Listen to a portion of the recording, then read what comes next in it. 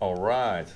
So, welcome to our brand new masterclass by DJ Vertile. What's up? What's up? So, yeah, welcome. Tell me, what we are going do today? Today we are going to hoe zeg je dat? Ontleden? Dissect my latest track, Change This Place. Cool. And we have the project right in front of us right here. And I'm gonna explain how I basically do stuff like kicks, screeches. But we're gonna come to that later. Yeah. Right now we are slowly starting to dissect this project. First off, do we have questions about this? Yeah, I think for the viewers, if you have some questions, drop them in the chat box, and I will ask them to Vertile, and we will answer them. Yeah. And yeah, just have fun and take it away. Yeah, should we play the project first? Because I think most of the people already know the track, but just play it. Yeah. Fire burns out, and my hands feel numb. Kills a sense of space and time. We're all still young. Level of desire is not as hard as it sounds. A picture perfect family, your daughter's never around. I stand my ground and take a bow. If the earth stands still, won't put me in my place.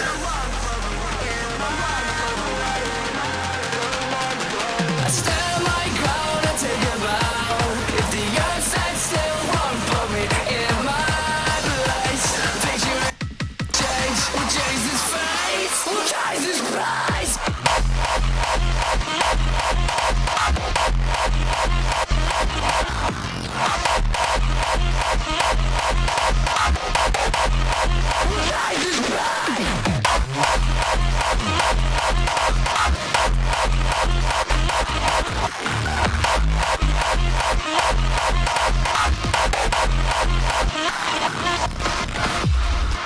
Okay, I think this is enough for now, because I think most of you already know the track. So yeah, is there any particular question yet about the track? Not Nog verder? Okay, sure.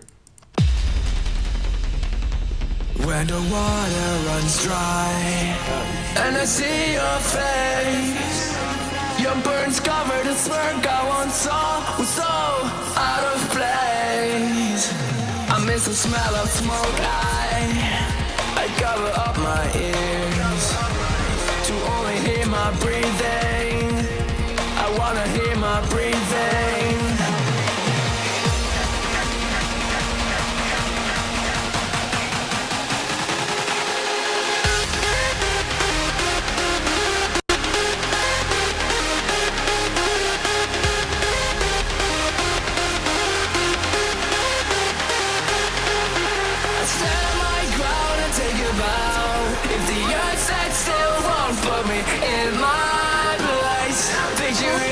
Change, we'll change this face, we'll change this price. We'll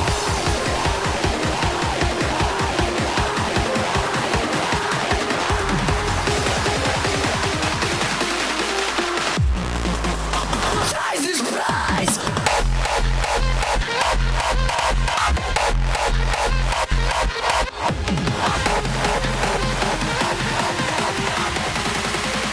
We'll change this price.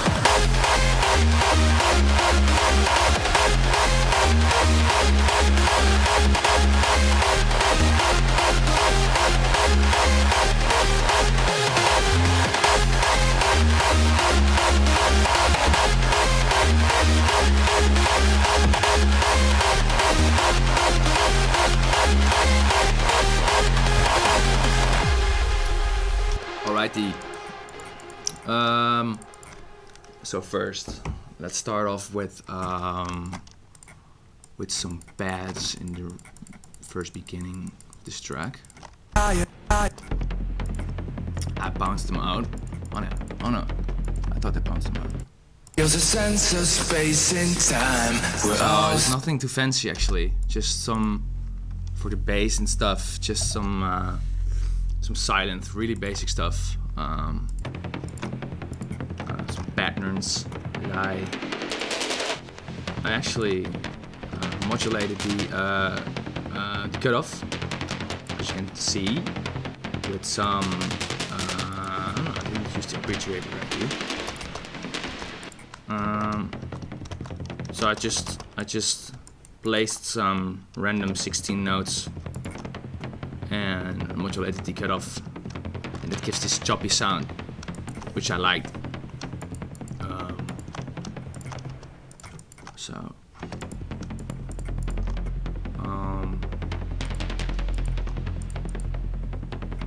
Nexus sounds aren't working actually. Anyway, this would be a piano, nothing too fancy also, but yeah. So this right here is also Sylenth. Sylenth is like my number one go-to plugin, almost. Let's hear this one solo. This is just some pad with actually this is being volume shaped by a cutoff filter right here that is set to 1/4 triplets, and then fed with a Valhalla, which is just a normal reverb, nothing too special, an OTT to make it beefier, and just some side chaining, volume shaping. And there is no EQ on it. Is it on purpose? I most of the times I just do EQ on the groups. Okay. Not for some particular reason, just because I'm sometimes think it's already good enough, you know, and I'm not gonna bother to do. If it blends well already, then I'm not gonna bother to just, you know, overdo stuff. Mm-hmm. So that's never overdo stuff, you know.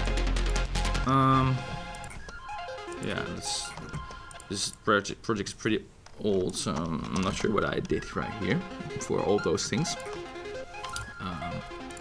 This is just a basic arpeggiator, you know. Just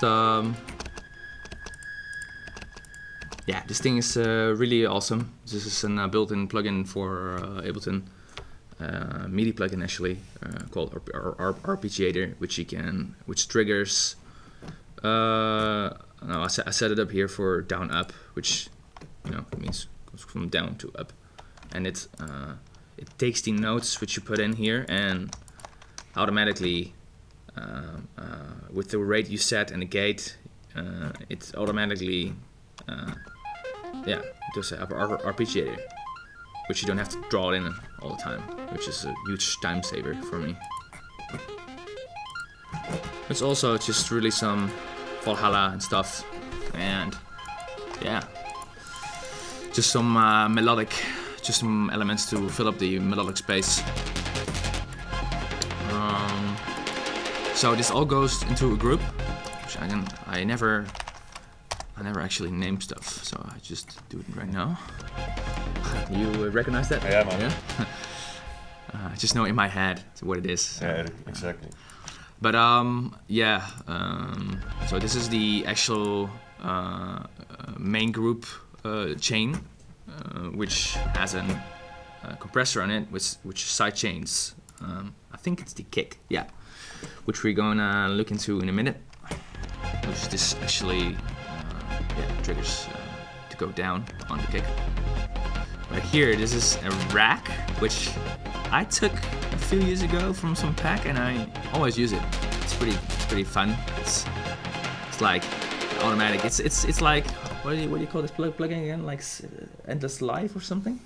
Yeah. It's similar. Endless Smile. Endless Smile, yeah. But it's similar to that, but it's. I got the same one because I did some live acts with Ableton. Yeah. And I found this plugin somewhere on the internet for free. Right? I got it. I got the same. It's Yeah. awesome plugin. But I've been using this like since I was like first using Ableton. Yeah.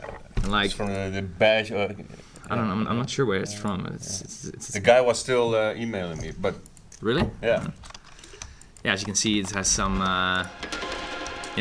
macros or racks are just some compilation of plugins. As you can see, it's just some grain delays, auto filters, auto filter actually reverb, which is all modulated by one single knob. Yeah, it's really cool stuff. But not necessary, of course. You can also use Endless Smile or anything else which you like. Yeah, I think that's it for the pads actually, for this part. So, and how did you start this track? Was it with this pad, or was it with a melody, or was it with a kick? You know, this track actually started with me writing some vocals. Okay, cool. And which I have right here. Where are those fuckers? In here. Yeah, that's me. And yeah, this track is actually really old. It had some versions before, like 3 or something. And I finished the final version in like February 2020, like just before COVID started. And it had some transformations, but the vocal always stayed the same. And I just built everything around it. Cool. And then you know how it goes. Just everything falls into place either way. Yeah. So. So what kind of process did you do on your vocals? Yeah, I just bounced it out right here because it was too much of. This is like 15-20 tracks or something, and sometimes I use pitch correction like everyone, and sometimes it fucks up, so I was just gonna bounce the whole track. So everything was done in a different project, right? Yeah, everything was done in a different project indeed. Yeah, what I usually do in vocals, I just compress the shit out of it, like really until there's no dynamics left. Because that usually works for this kind of vocals, and then I usually do double record it or even triplet sometimes. Depends on what phrase it is. Like this is just a single recording. The thing is, if you compress really hard, you need some kind of gate, because else it's really the noise gets really not noticeable, and it's not gonna be beautiful. But yeah, for like doubles, I usually just do it on these kind of vocals, like these kind of takes, like I just record it 3 times and then layer it on top of each other, like bending. And sometimes I use when I do double tracks, I just use a plugin called Doubler from Waves, which I should have right here, I guess. Yeah. Just demonstrate it really fast right here, which is basically just a chorus. It creates double tracks, and you can actually dial in the detuning and the delay, which makes it really awesome, because you can like dial in your sound like really precisely. Jesus, sorry for my stuttering sometimes. Yeah, which is with the chorus, of course, you can't. So yeah, that's a really awesome plugin. Yeah, it's just repeated. Yeah, it's just my neighbors don't like me. I've been doing this for like 8 years, and they've never complained, but we don't talk anymore. But yeah, yeah, that's basically it for the vocals. Just yeah, a lot of experience with mixing cool vocal stuff, so it wasn't much of a hassle. So let's move on to the other elements.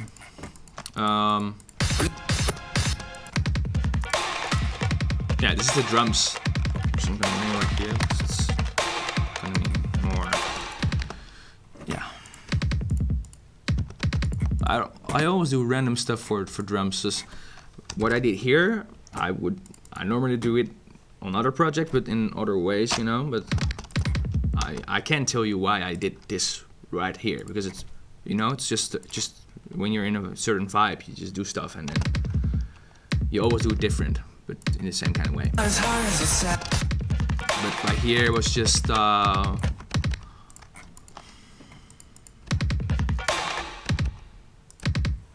just some kick, you know, just repeating it. And this is the same kick actually, but or is it? No, it's not. I'm sorry.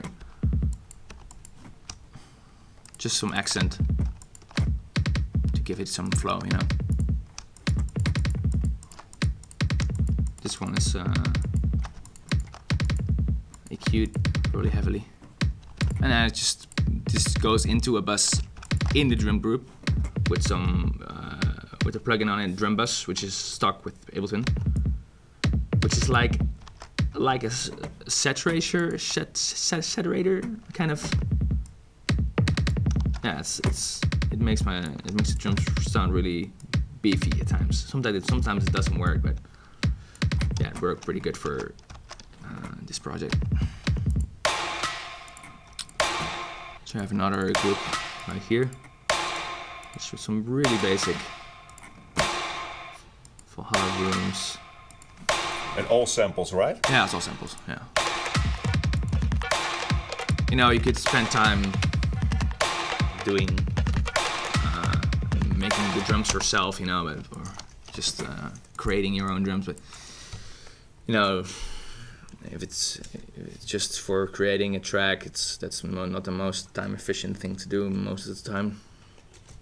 And yeah, samples is just a really good way to get started really fast, get Absolutely. a sound. Yeah, true.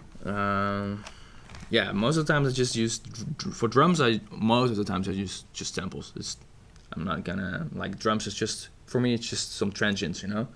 But for like, of course, like kick samples is a whole different kind of question because it's have some way more characteristics in it, and yeah, of course you just can't use samples for that, but for drums I do.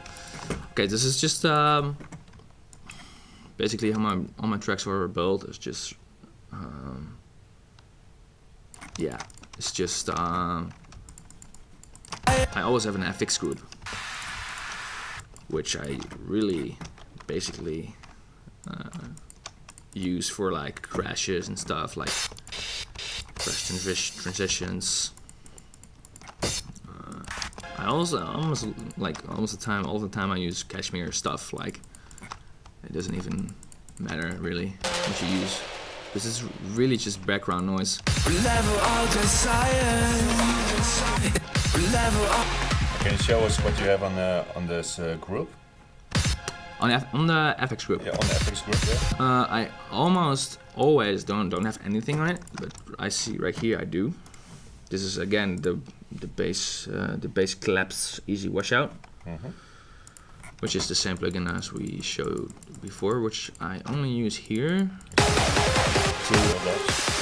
to really create an endless smile effect. Yeah. Really, and then I could use this. I could just do it differently. I could do it on individual channels, but this was more easy for. Yeah, this was more lazy and more time efficient to do it, and it worked. So yeah, if it works, then I don't care. Yeah, nothing too fancy actually. I almost never do any processing on my FXs because it's out of the box. It's always because you use samples, you know, just crash samples. Like out of the box, almost always sounds like fine, you know. Yeah, these are some samples that I made, which aren't too fancy either. It's just a silent one patch which rises and with I think was some flanger. It was a long time ago that I made these, but I always reuse these. And yeah, with some flanger. Yeah, just a lot of automation when on the cutoff and stuff. Like, you know, make it some have it some movement. But really, for other than that, yeah, this just has some panning on it, but we can hear it right now.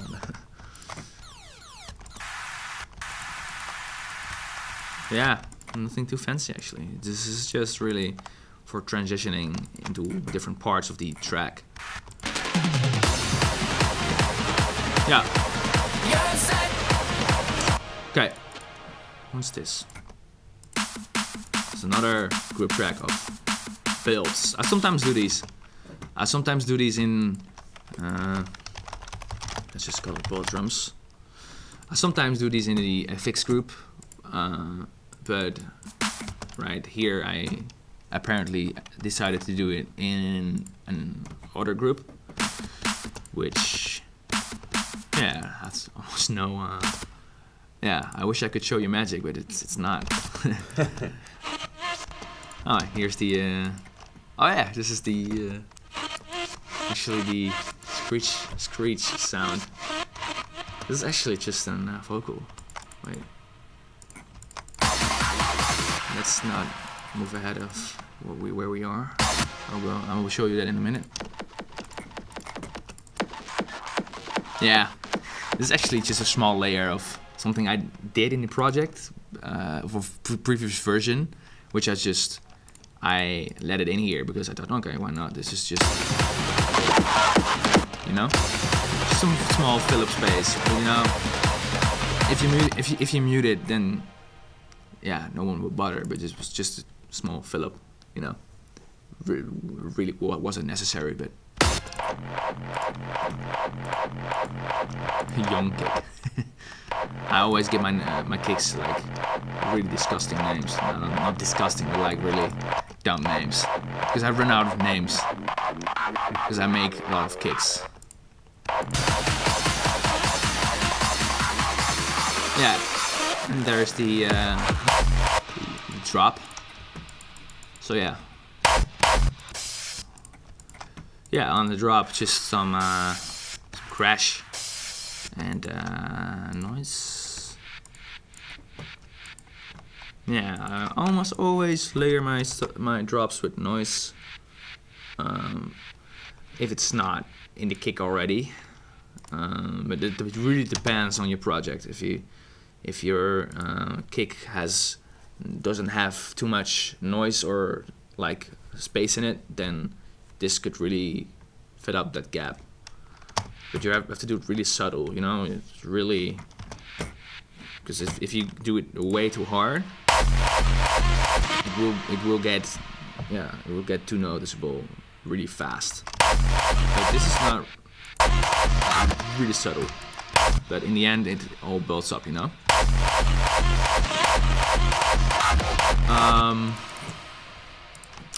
Yeah. Let's see. Yeah, I always layer my drops with a lot of transients. Actually, it depends on the drop, of course, but for these kind of main drops,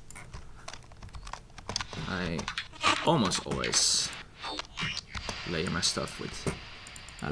drops with this kind of transienty stuff.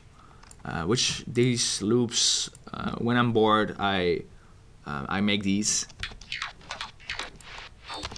like these really robotic sounds. I just open a new project and start messing with stuff, and then stuff comes out, and I can reuse it in my project.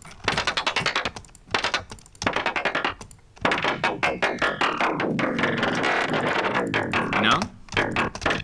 That's really easy to, yeah, then you have some kind of, what do you call it, like, like signature sound that you can always turn back to, which you always made yourself. And it's always gonna have some characteristics of your own sound in it, which is, I think, is a good thing. Sounds original. Right? Yeah. But this is also really subtle. You don't necessarily hear it in the drop.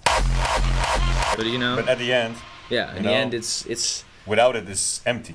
Yeah, kind of. Maybe not if you just. You know. But if you listen really closely, if you to take away all those parts, you know, exactly. Then you, in the end, it's a big difference.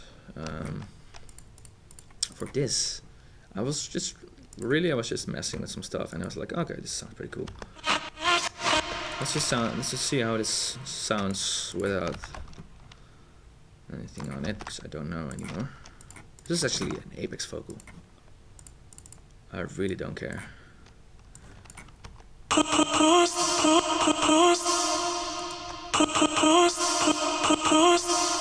Yeah. You know, this worked pretty good for the drop. It was the perfect fit. No, let's just stretch it some, because this was originally in 140. Yes. Also an F major, which was good. If it was not, I would just pitch it down or up. It wouldn't really matter that much. So I will just slowly group these, because then I can.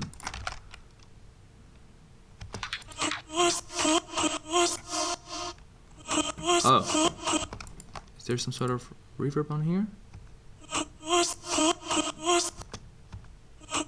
Oh, it's already baked. It's already baked in the sample. I was really lazy here. Really, just some. Yeah, just some, you know. Because this goes into distortion, it turns. It boosts this. Oh no, wait, this doesn't go into distortion. It does, but not here. It goes into distortion right here. Dynamic tube, which is not really, really heavy. Just some subtle distortion. Actually, it's asymmetrical distortion. This knob determines the asymmetrical. You know, with some ODD on it, and Valhalla, and some mid-side EQ, because that you can really dial in if your stereo field or mono field isn't on point. This you can really dial in your the sound of it. The kick. Actually, I made this in another project, so I can really show you. But yeah, kick projects aren't really, you know, this is built up in like, I guess 30 layers, something, 35, 40, about-ish. But you know, for kicks, we are gonna build a kick in a few hours. But for kicks, really, it's all trial and error, really. Like, I can show you, I could show you the project, but you know, it doesn't really matter, because all those little things add up to one big thing. I didn't really, you know, like nobody goes into like, oh, I do this exactly this way, because then it sounds that way. It's always screwing around with sounds and seeing what sounds good. This is because for the same reason I could do something different. I could have done something different in the project, and then this will totally sound different. For like 4 clicks away, it would sound totally different. So that doesn't really matter. It all depends on your ears, really. But I'm gonna show you some tricks in later on in the live stream. Really, I was just I thought I didn't have enough reverb, so I bounced this out and with reverb on it, and then just reversed it right here, which is what you can hear. Yeah, just simple like that. Yeah. What's more any drop?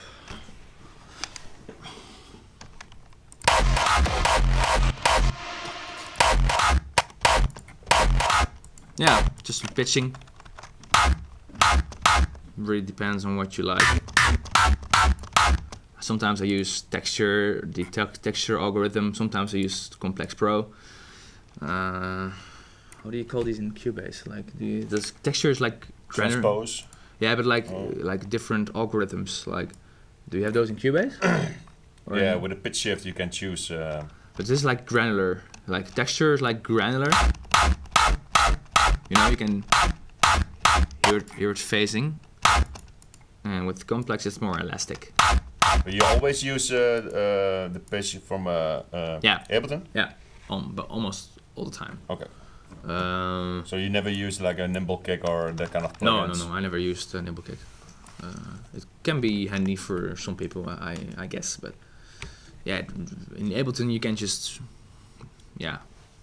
cut stuff and tune it down or up really easily, and it really, I never really felt the need to use nimble kicks. It sounds good. So. Yeah, right. It sounds good enough. So that's what matters.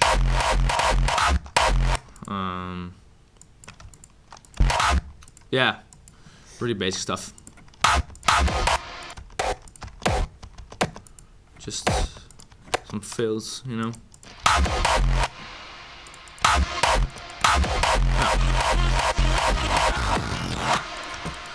Right here, random chisel. Let me see. Okay. Right here, I did some funny sound design, which I. What is it? This the source is the kick. I guess it is. It's. But it sounds like a fat bass line distorted sound. Let's see how it sounds without everything on it. Oh. Yeah, just some really random.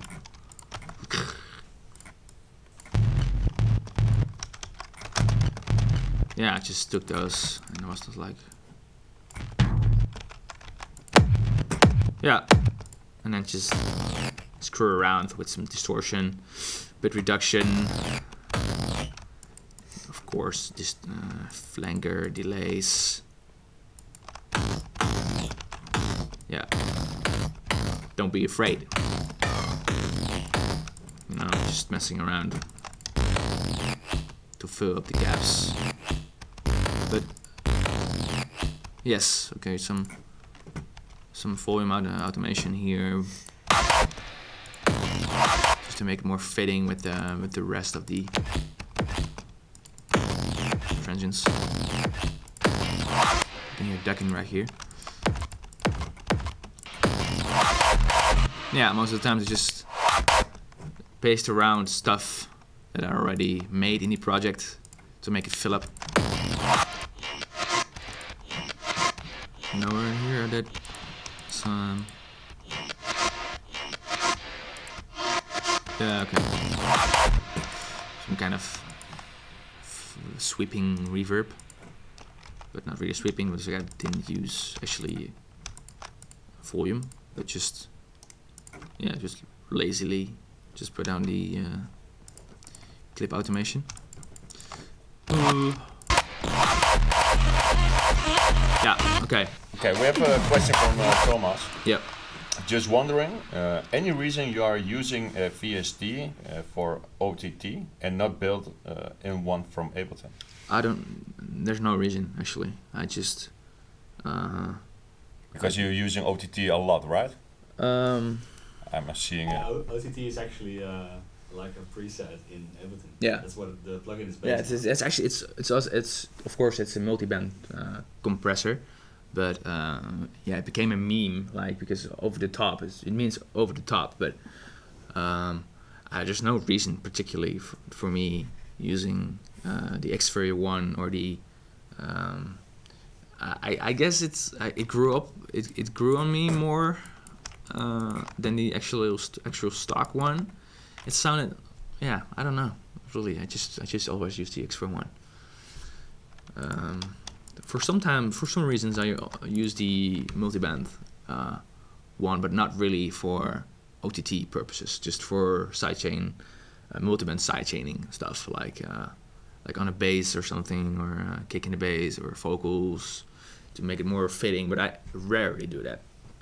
On some projects, I use like more rocky stuff, like which I also sometimes do. I use those multiband tricks more often than in Hardstyle. So yeah, there's no reason. Okay. Thomas says okay. Okay. Okay, Thomas. Okay.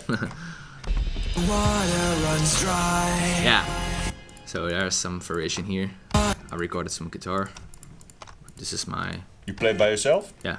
Cool. Yeah, it's not really that hard.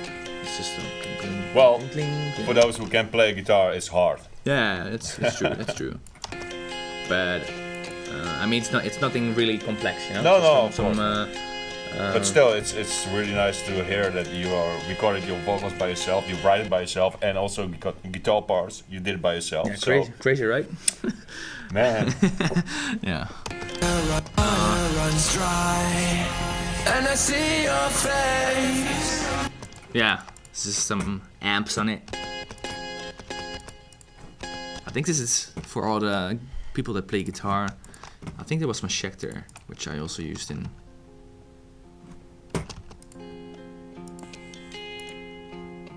No, it wasn't my Schecter. I have I'm not sure which it is. And it is a guitar, obviously.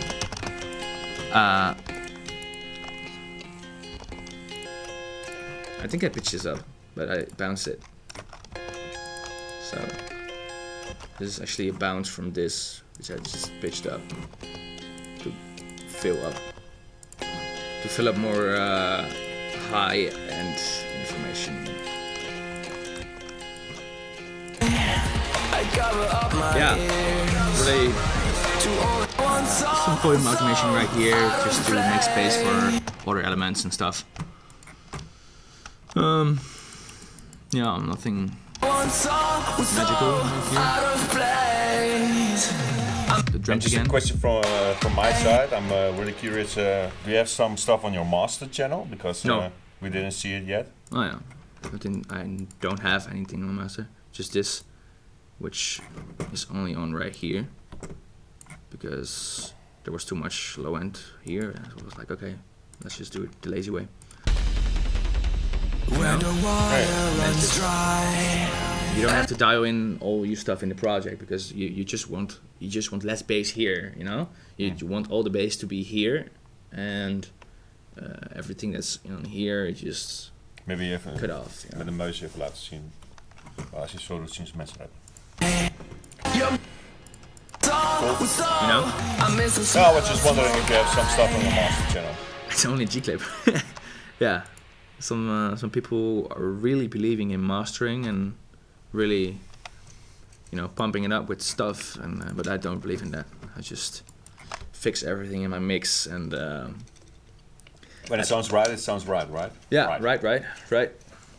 But yeah, then I just, yeah, I never use actually some ozone. Most of the time I just do some EQing, choose to fix some small issues with your mix. Yeah, with the mix. It's really small. No compressors really. For me, most of the times compressors don't really work well with kicks on Hardstyle, because you know, compressors react also to bass, and kicks are really bassy elements, which compressors most of the times don't react well to. For me, actually. Cool. So let's go back to the guitars, because I have a question.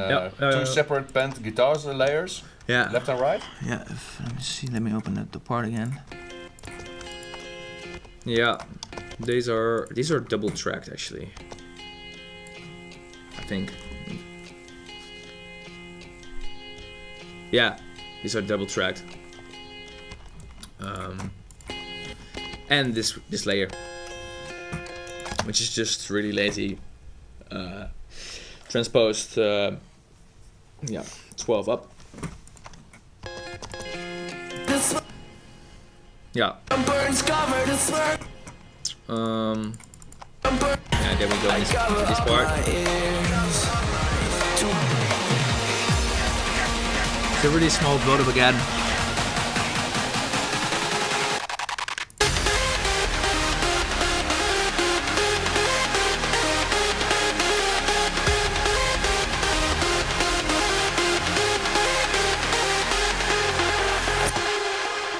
Yeah. Okay, let's digest the leads real fast. Actually, leads are the most tricky part to get on spot. It has a lot of layers and has to fit with the other parts of the track, else it will sound shit. But what I basically do, like for basic layouts, I just Valhalla, make 3 buses with reverb, which is sidechained to itself, to the dry signal, and delay, which is not sidechained right now, which I don't know. Sometimes you could use sidechaining on delay, but for some reason I didn't do it here, or I forgot to put this on. Doesn't matter really. And some other. Sometimes I use even 2, but if it needs more space, then I just put on some delay with some different kind of timing. For this, because for this one I use the this setting here, and here I used 1/8.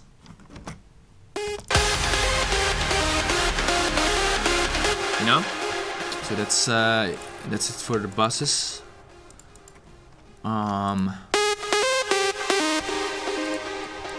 Really basic stuff. You know, just all Sylenth 1. Yeah, all Sylenth 1. Click, click, click, click. Oh no, wavetable. Gonna dive into that in a second. I set these parameters custom, like right here. You can send the signal to buses, and I do that differently for depending on how it sounds, of course, with different buses, with different tracks.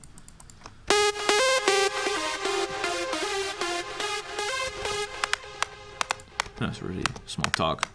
I sometimes do these, sometimes I don't. It depends all if it has enough of it. It's stocky. Apparently it didn't have enough, so I put this in.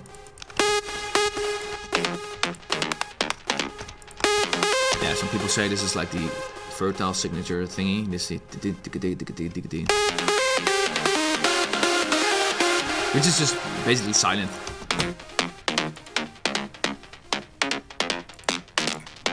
Yeah, just some really. It sounds like a guitar to me, so right? it fits the whole track because you already have a guitar part in the. Yeah, but the guitar part is not really doing that. No, right? but it fits together the sounds. Yeah. For me, I think. Yeah, that's. I think this is one of my most fitting tracks. Like everything blends together. Yeah. Pretty well.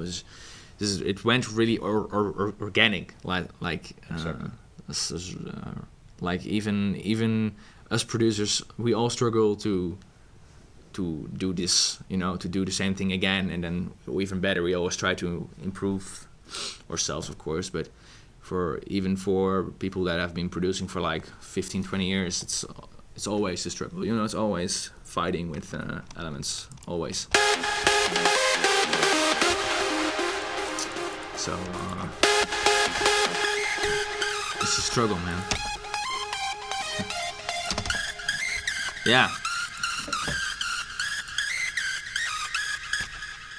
yeah, it's just really really basic sounds on itself. But you know, just like I just said, it's I struggle mostly with the leads getting it on point, like on spot, because I don't know, it's a complex routing right here, and now it also goes into a synth group, which I'm going to show you in a minute. Yeah, it has to perfectly fit with everything. That's why it's the most complex thing for me, because if it doesn't sound right, you don't get the flow right, and that can kill the track. Yeah, just some stuff to fill up with different volumes. This is actually Wavetable, which is a stock plugin from Ableton, and I think it's sick. You could also do this in Sylenth, but yeah, I think it sounded cooler here. I just put up the voices here on 8 and put the unison on noise. This one I disabled. Yeah, there's some harmony here. Yeah, just some distortion going on with some where is it? Here. Okay, with octave down with a sine wave, it creates this rattling sound, which is with because of the distortion. Did you create all the sounds by yourself, or are the presets from? No, it's all in it. Like, I always make these customly, because I always want to challenge myself to do it again. You know, I don't wanna go in like 3 months later and I'm like, oh, how did I do it again? You know, I just want to know. I just want to keep the hang of it. You know, I don't want to use presets. It's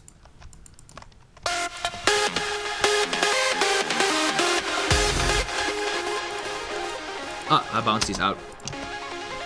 But these are just Nexus presets. Nothing too fancy. Nexus 3, I think, right? No, 2. 2. Okay, I saw Nexus 3. Yeah, this is Julian's PC. Oh, okay. I didn't bring my PC because it's half open stuff. Yeah, I have some cables hanging out, and because my case is too small and it doesn't fit all the hard drives in it, so I have to buy a new one soon. So for now I just use this one. Yeah, basically the super saws. Also just really basic hyper saw thingies, like, yeah, just some OTT on it.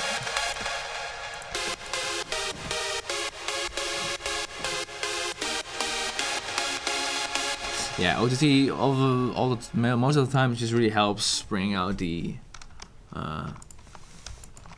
sounds. You shouldn't use it on everything, which I don't. You might think I do now, because there's a lot of OTT in this, but like, you should really be careful with OTT, because it can mess up your phasing and stuff. But like for these kind of sounds, it doesn't really matter. Like for like mainly for bass sounds, it can fuck up your waveform. Just it messes with the phase and stuff, because it's taking every individual band and compressing it individually, and then it loses its phase and can sound different, which sometimes can be fun, you know. But some people are against it. Yeah, it's just an Reese bass, which I most of the times do. Sometimes I do stab basses, but really rarely. I think this fits, yeah, really fits the track atmosphere. Yeah, just some introducing to the melody.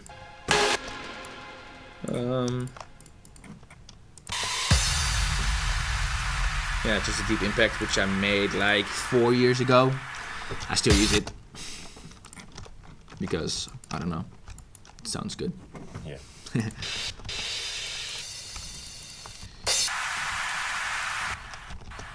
Yeah.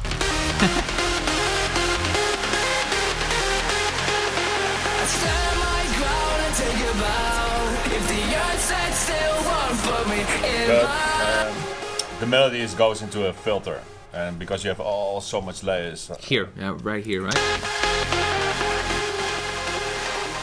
Is there a particular filter you use, or is it just EQ? No, it's just an auto filter. Auto filter is just an EQ, but then just for filtering stuff.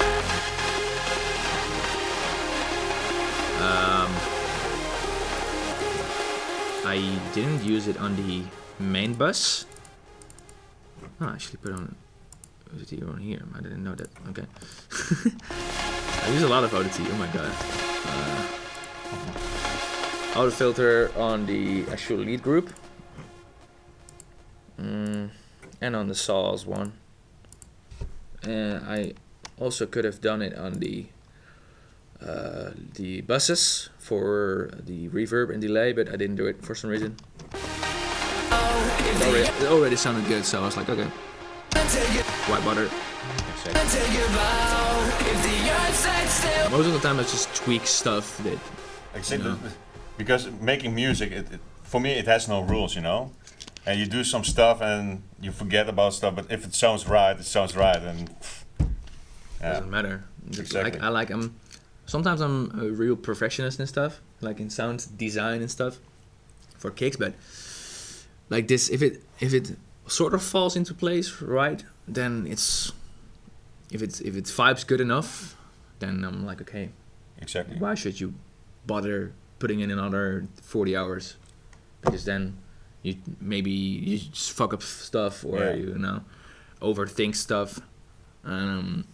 What else I do is, because this track is so old, I had a lot of time to go back into the project and re-listen. So what is really needed here, you know? Yeah. And if you make a track, because right now I've experienced, and if you have a lot of time for making tracks, and if you don't have a lot of time to make tracks, if you don't have a lot of time to make tracks, you tend to listen too much to it, or you know, because you have a deadline or something, and you come back later and you have a different view on it. And because this track is so old, I had a lot of time to go back into the project and go back and like, oh yeah, make this perfect, because this track was like a lot of like really different before this. Let's see if this. You know, this is like a previous version, because I always record stuff into the project itself to go back, so you can go back and listen to it if it sounds better or not. You know, it sounds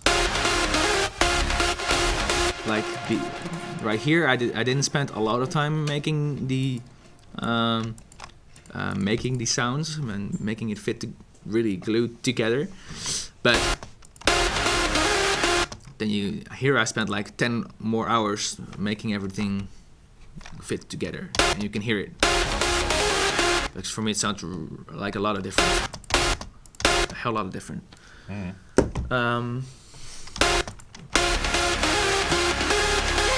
So also make sure what I do is always reference to your own tracks or other tracks. You can see here I used some of my, this is samples offline. It didn't go with the with the collect and save all. It doesn't really matter. You can see I referenced here to the Flame Up High track of mine, which I use to reference if it sounds just as good, because if it sounds just as good as my one of the previous tracks I did, or just close, then I know, okay, then everything around it can also fit, you know.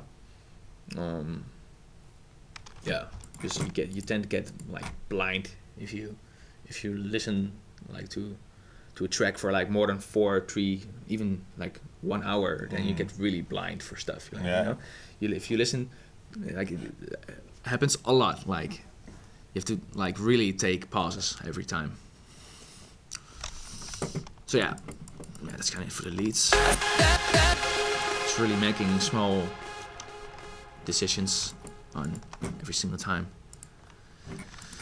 That's actually what I think makes a good producer a good producer. If you make track decisions really small, because every track is built up out of small decisions, you know. That's what I think is making a good producer. Think a change will change his face, will change his face.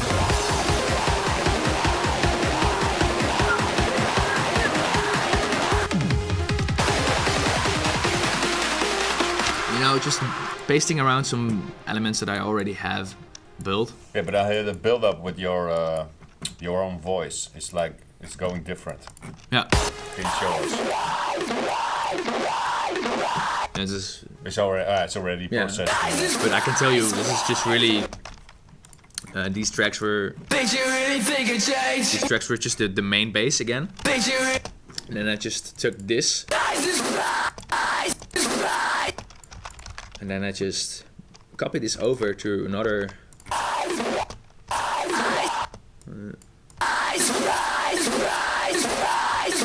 You know? And then I just really distorted it and used a lot of automations on it, like chorus and automations like chorus. I mean, like choruses to make it more stereo, and automations like filters and stuff, just to make it more moving. You can hear it here, like shifting. Like here it goes into some sort of auto panning. Pitching it up. Yeah, also. Yeah, it's also pitching it up, but I think I was using a frequency shifter for that, which is not really. It sounds like only one layer is pitched up and different layers still on its own key. So. A lot of the times I use the frequency shifter, which is built into Ableton, which is not really pitching. It's really weird pitching. Yeah. You know, it is pitching. You can hear it's pitching, Yeah, but exactly. not really. Yeah, but, exactly. You know, perfect for the build-up. yeah, this is not using a lot of resources. And if you actually use a pitch plugin, which is you can like delay the whole project for like 2 seconds. You know? Yeah, It's actually, just really pitching and stuff is really heavy on the CPU. Real time. So not in samples. Yeah, just some small thingy here. Builds into the climax. You can see here that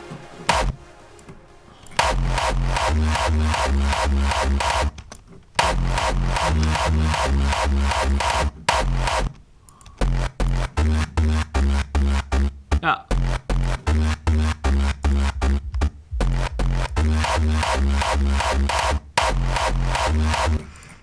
Just some how did those pitch kicks in Ableton itself. I could have done it in like something like Audition. But sometimes Audition sounds better. Because for some reason sometimes like it tends to glitch up, like really rarely. Then I just use the Audition one. Doesn't really matter really, as long as the waveform stands intact, like it doesn't do anything weird. Like sometimes you see people pitching kicks and it changes waveform. Yeah. Then you know it's not right. You know, climax kick. So I can. It's always at the end of the final wave is like brain. Yeah. Like this is about the same. It's not really the same, but you know, it's not changing. It's not changing like in like it's not changing to a saw wave or something. Exactly.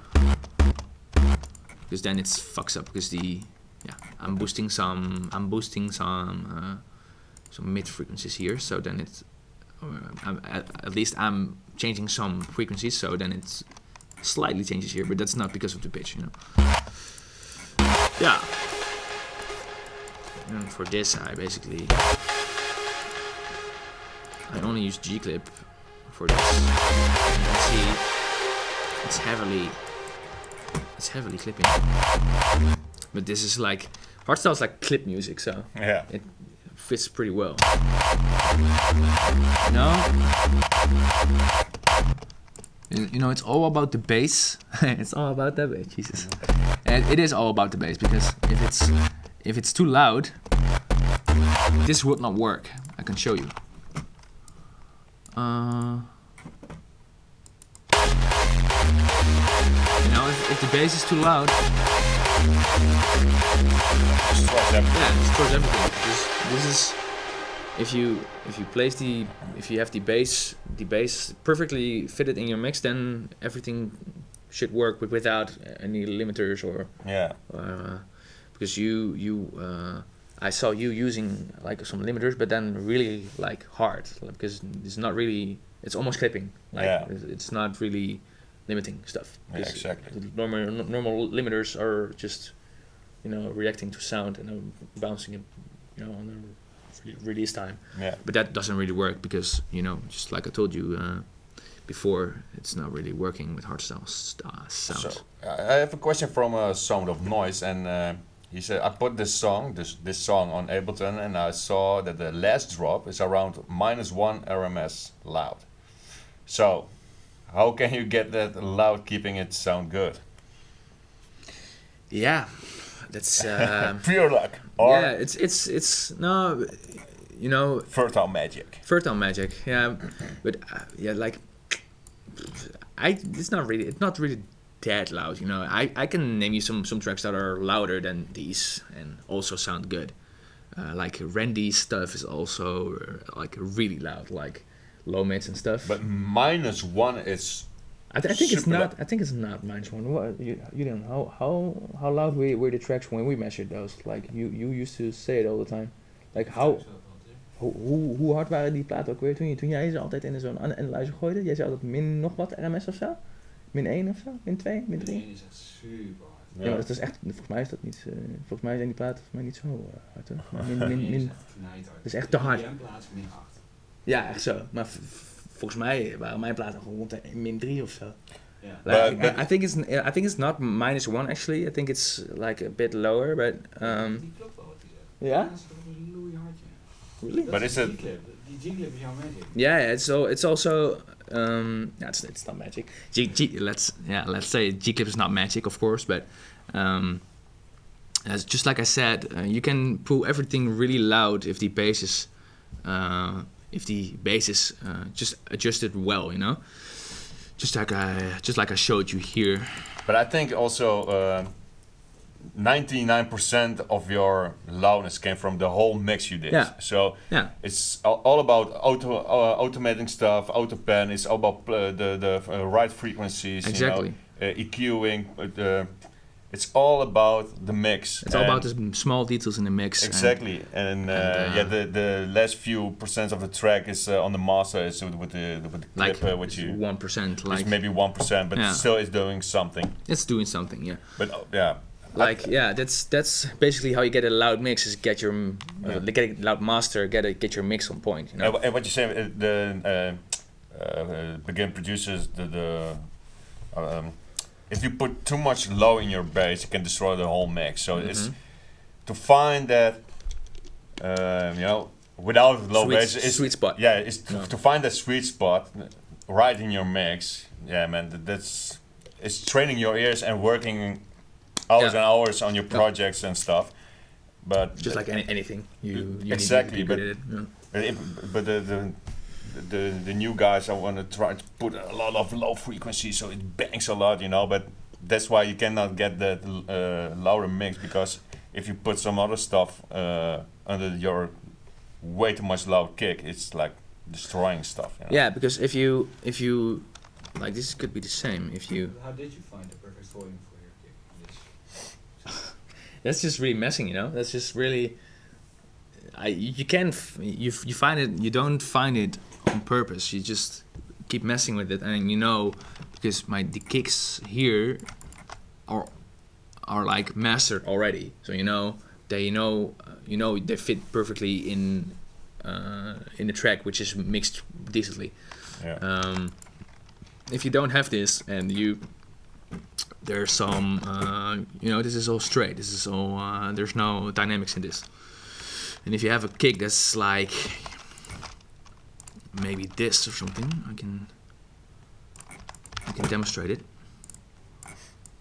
And after that, we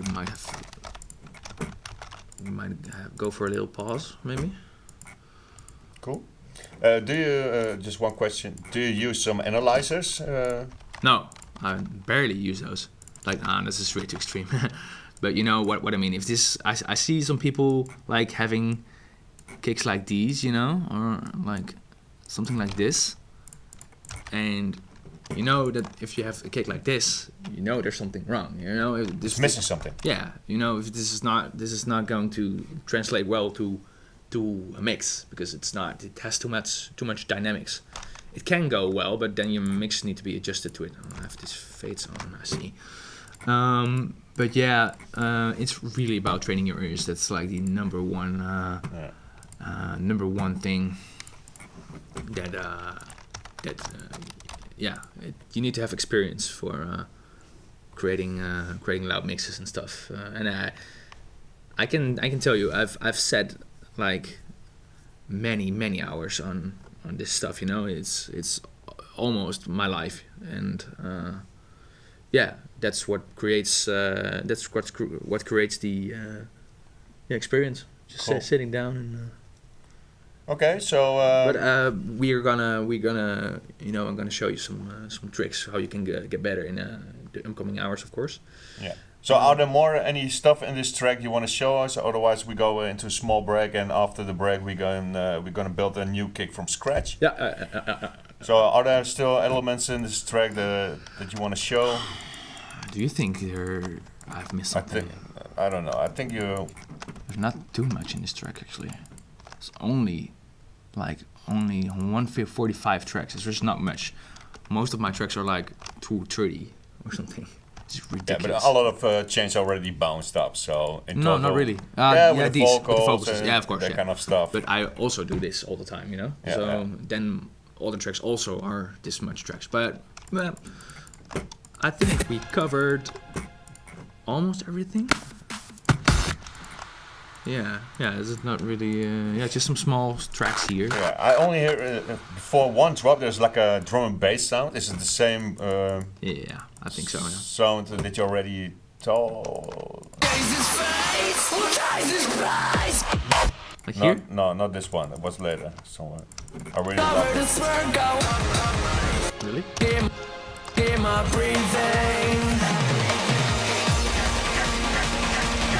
Before a drop. Somewhere before a drop was like yeah, that one. Okay. Yeah, I missed that part. Yeah, good that you mentioned.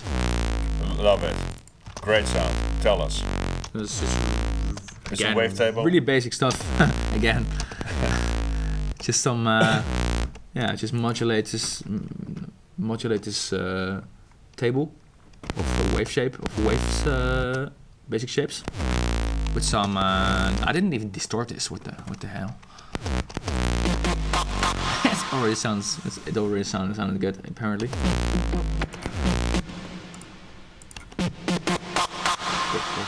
Yeah, this is just some auto filter. This is. Yeah, and it's good to mention that there's always a movement in the sound, you know. So for this one too, the auto filter is moving, so it's doing something, you know. Just it's not a static sound. Exactly. The sound has to move all the time. It's like the Yeah, I was just right here. I was like, okay, I need some kind of, because this is a fake build, you know, because this goes into a. Oh no, it's not. Oh, it's not a fake build. Oh wait. Okay, sorry, I forget that.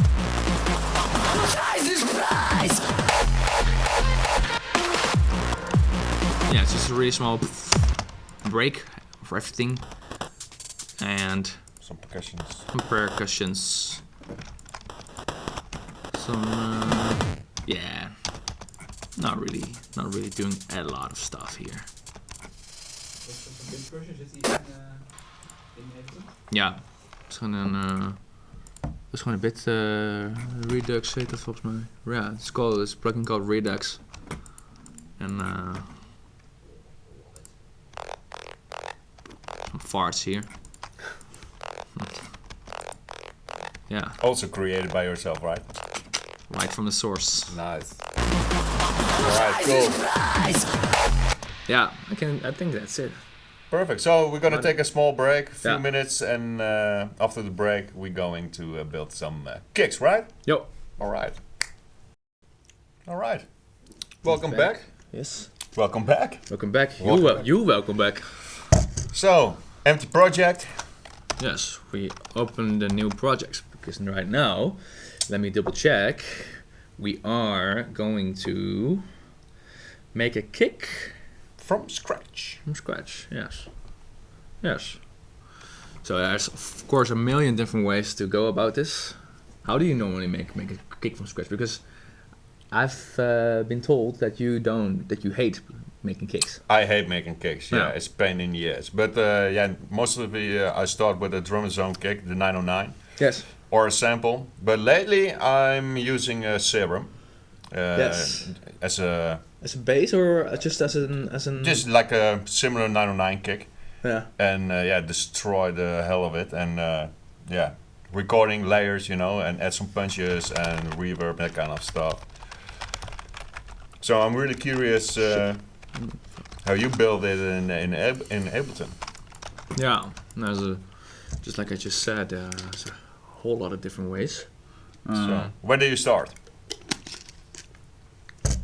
Like you can do so much stuff. Like you can of course build it from a 909, but just like you said, you can also do it inside of Serum. But you can you trigger the 909 in Serum, but you can also make the whole kick in Serum. Yeah. There are so many ways. I can show showcase a little bit how that should be, how that could work. If we have Serum, yes we have. Perfect. Okay, so we're gonna, of course, move to 155.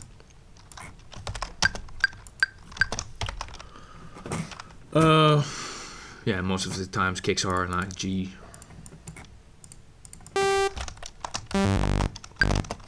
Like F or F sharp. E. G is perfect.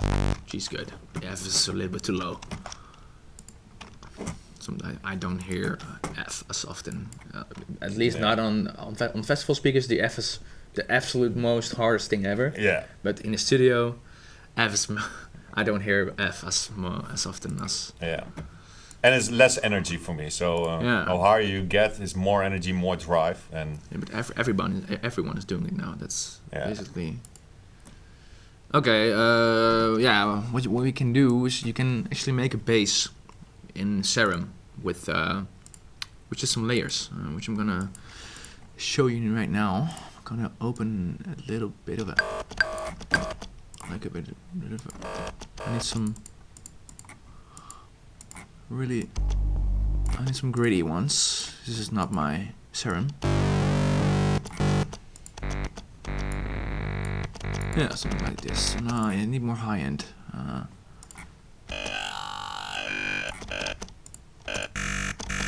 Something like this. Okay. We put it random to 0 because we don't want randomization of the face. Okay, which then, because what a kick is actually just a small transient at the beginning and then follows up with the bass, of course.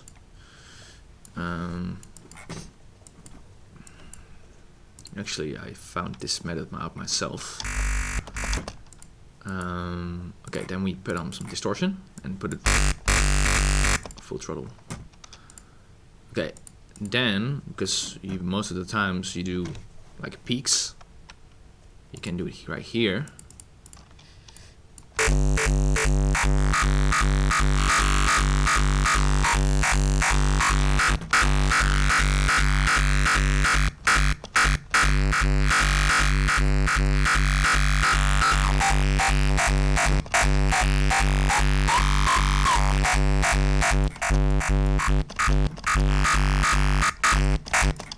Okay. Then you put on some. Basically, again, it's just messing with stuff.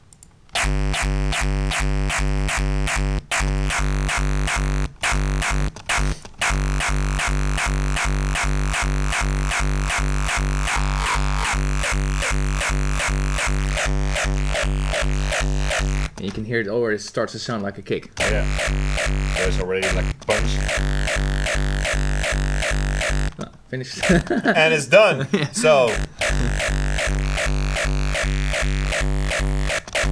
really, like, I don't know how many people are doing this, but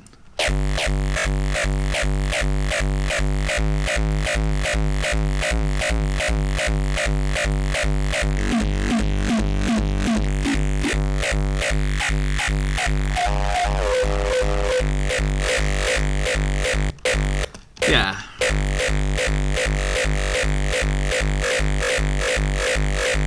Like, this determines how many bass it gets feed with into the distortion.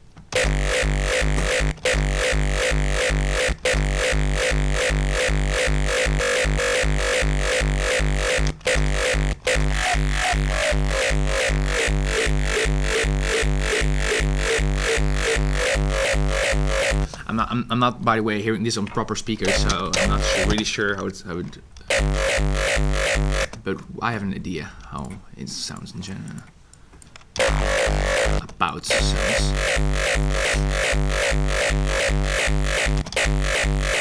You can do all kinds of different things with it because it's just basic synthesis.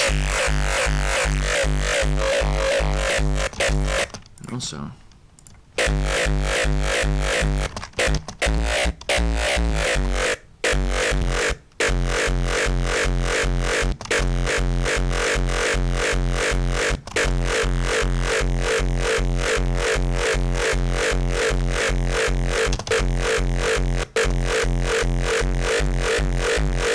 by the way, we just said that you often don't hear an F on speakers, but if you that's because it doesn't have like a hump in the frequency. Like you can see if we just have it like this, it's too static, you know. But if you like place some kind of and it's more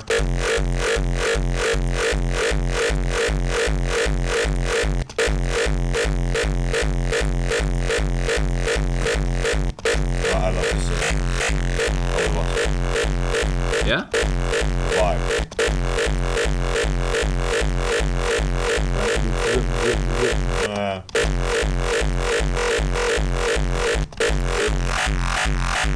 It's a bit hard for anyway, like this you can. Okay.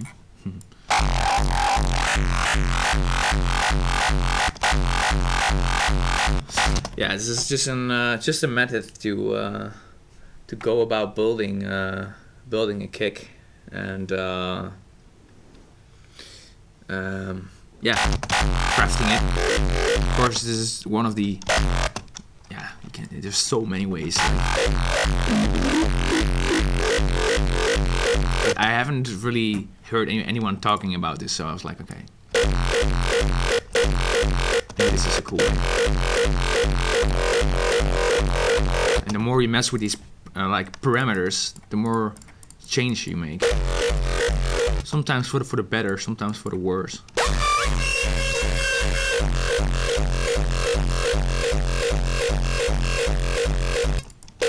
You can also do EQ before here.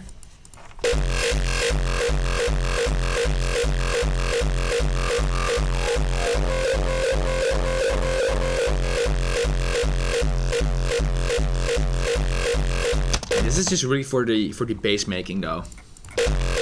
After this you can just do your bouncing. And then you have a bass for burling.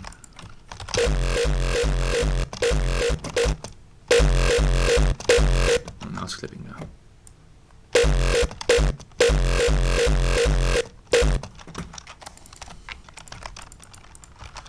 So yeah, really how I go about this kind of stuff is like I put on an LFO tool to view the waveform. Put this down because I don't want to get distracted. OCD, yes, 0. Okay. So most of the times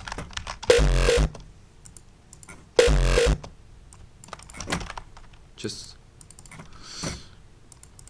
putting on some talks, or even what you can do here is maybe, because these talks are really transienty, and this is not really transient. This doesn't have a lot of transients. So you can just blend it in with some kind of, you know, snare or something.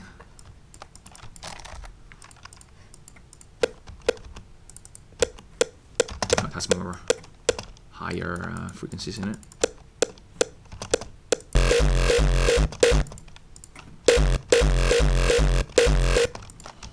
Now you see it has some, it goes up here in volume.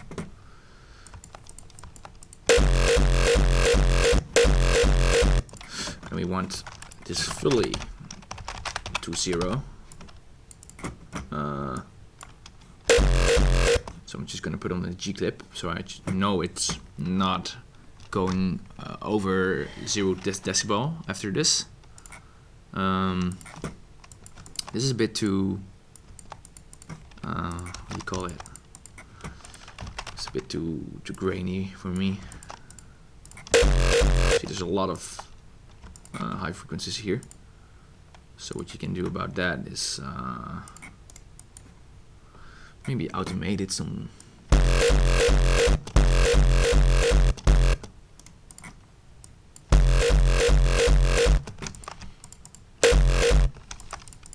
Alright. I'm gonna make this go in the G clip, because then it's like getting baked into the. It doesn't affect this G clip, so you can this is like a separate distortion. But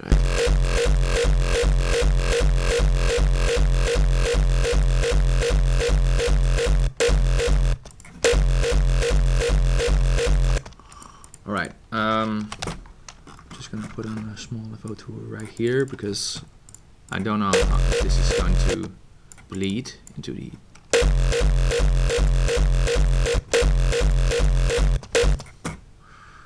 All right, wait.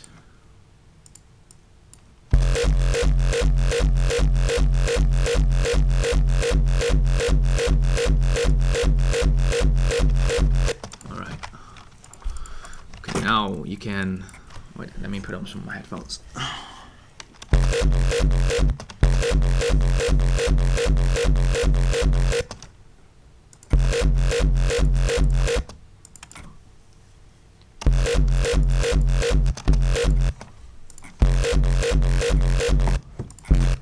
Just for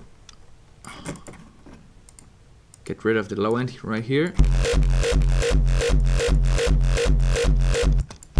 I know this is a really extreme example for distortion and stuff, but you may want that sometimes.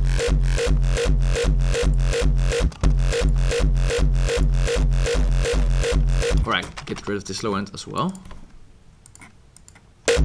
With a sharp Q factor. So this like resets the face, because this is a sharp, this is really sharp. What do you call this?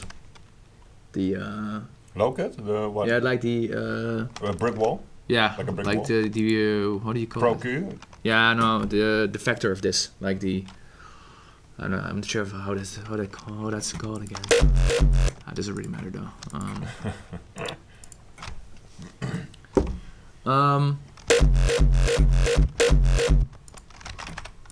Slope option. Yeah, slope. Yeah. Ah.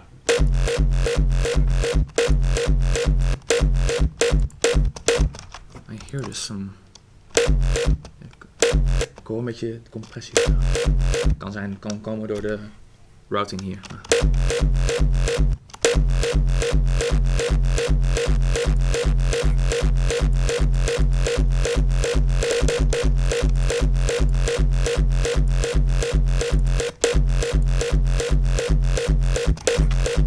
Okay, some distortion on this as well.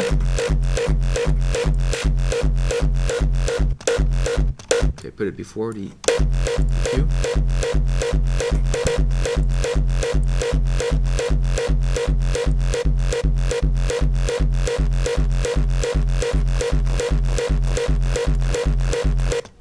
Alright, wait.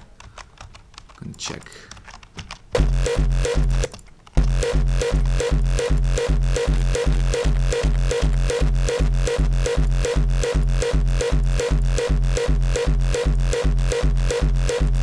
Okay, because I boost this really high up, you can try to make this really extreme.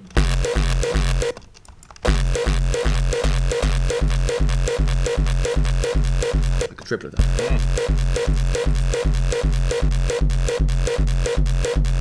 think this is a bit too dry, so let's just look for a random sound.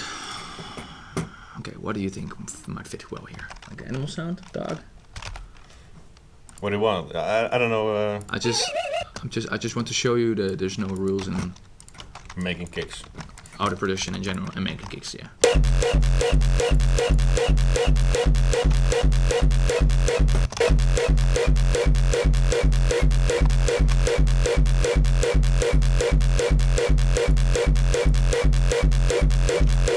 It's a bit too random maybe.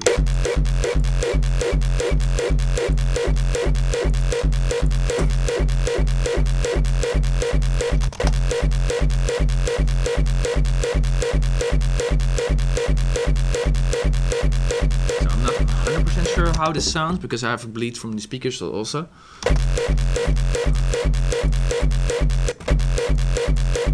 But in general it's just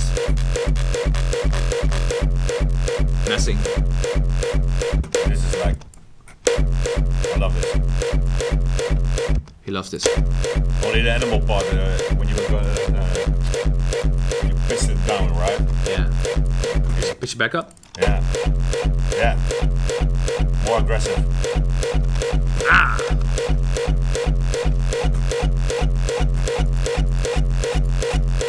I'm not sure about this one.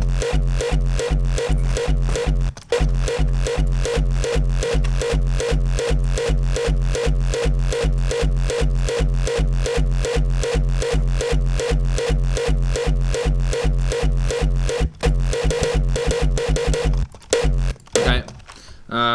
What I sometimes do to fill up the punch gap is I just layer some, you know, yeah, something like this, something with a lot of low info. Not here because it's too punchy.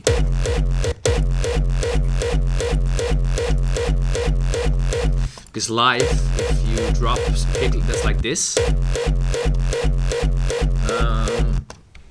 there's gonna be a gap in the punch because, like, if a guy before you plays, before you plays kicks that have this in it, and you play kicks without this in it, Yeah. there's gonna be a gap. And It's- people, I've already heard sometimes like some friends were in the crowd, and they're like, yeah, the kicks sounded really great, but the punches, There was no punch on the chest.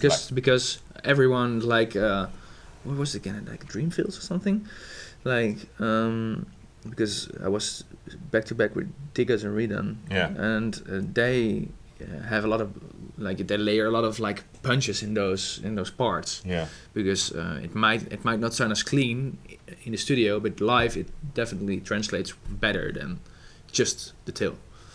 So you gotta have a bit of an sweet spot with it. Not really too. If you know, this is the part. You know, Yeah. but you barely hear it now. But it's there, and you will feel it on. Yeah, you will definitely. Feel it on a high. Yeah, and the festival speakers. Yeah.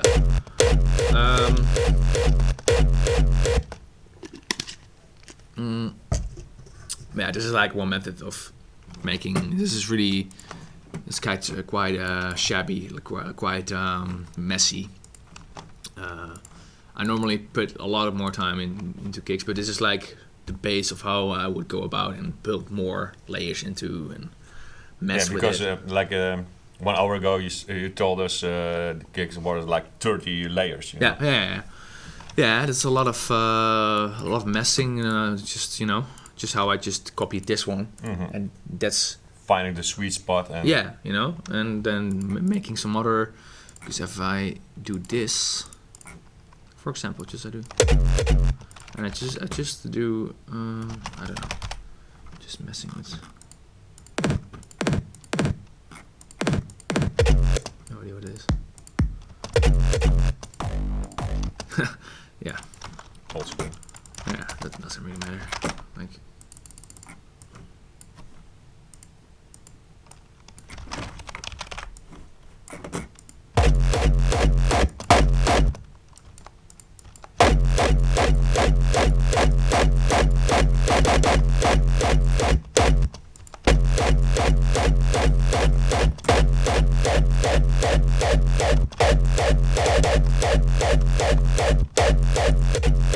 You know, if you do stuff like this, then it builds up really fast.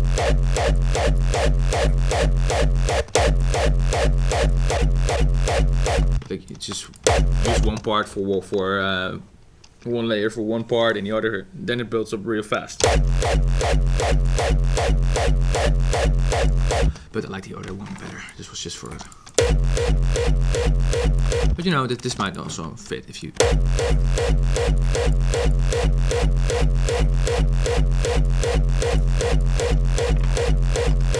And what I also do often is put some reverb on it. Doesn't have to be exactly the kick, but just some ambient sounds, you know. Click, flatten. Now we have the sound in the project. You can also bake a EQ with low cut in the sample, but I forgot to do that, so I just do it right here.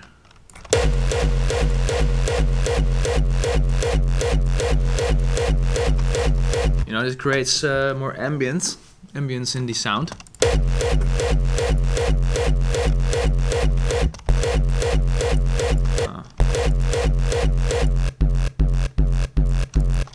Something to the left or something. It's actually in the sample, I guess.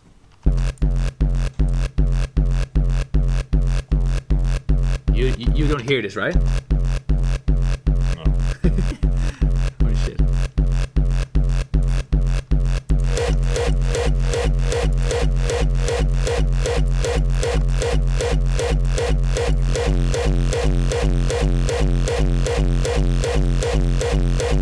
No, okay, I do this here.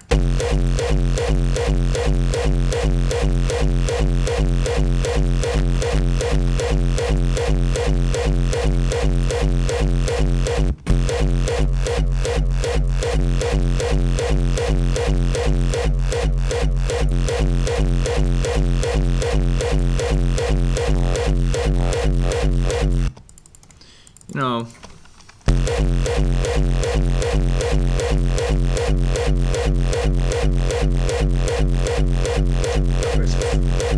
Yeah.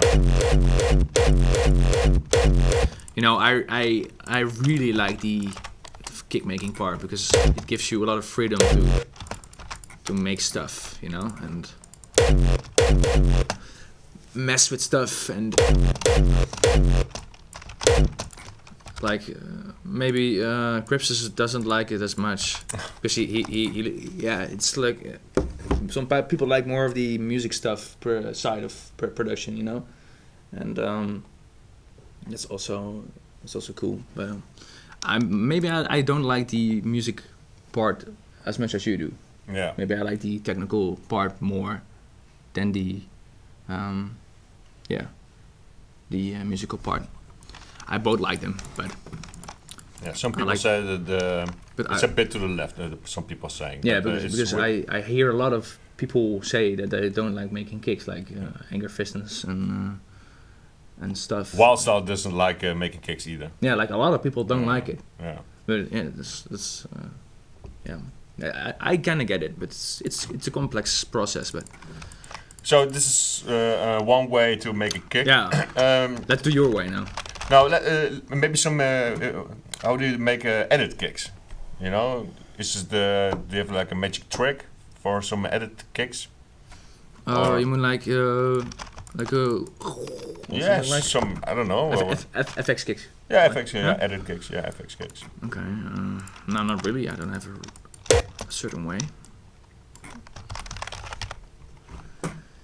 Feel free to rip this kick, by the way, guys.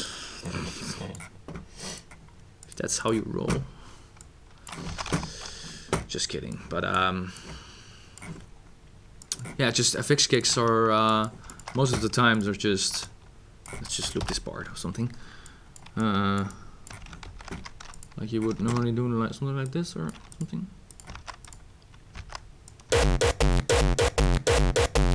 I'm not sure, but doesn't matter for now.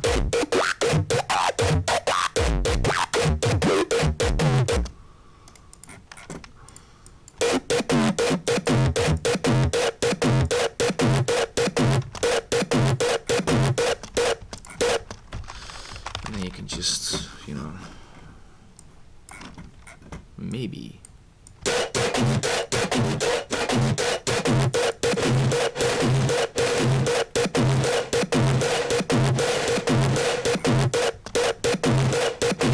I sometimes mess before settings and later on modulating them just to see how it works. You know?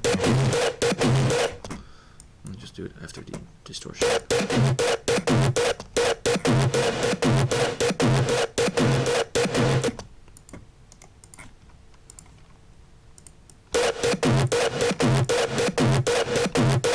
I don't know, you know, just messing some, maybe some, I don't know, something like this. It's probably messing with the fade. Are you always using distortion from Serum? No, but you can also use like overdrive or. I sometimes also use distortion, but I saw that we don't have it here. Overdrive has like a pre-EQ in it. I've got some questions about this. Like, is this pre-EQ or post? This is pre.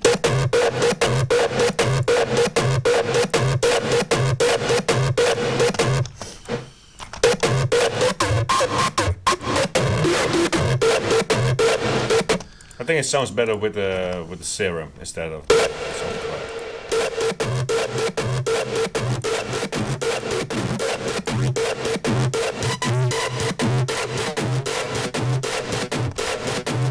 Really, yeah, you can go crazy, but it's you can go crazy. You know, it's fun to see how you do it. You know. You know, just mess with some stuff, and yeah, that's basically. Don't be afraid to do stuff, and just go. So do you have a different method how you build kicks, or you want to go use this kick and build maybe like a melody or stuff? This is already time for that? What you want, man? It's your time. It's your show. It's my show, the Vertile show. No, I just want to do the 909 wave. Sylenth. I most of the times use Sylenth for the 909 because in Dramazon you tend to not nail the pitch because you have this pitch knob, you know, and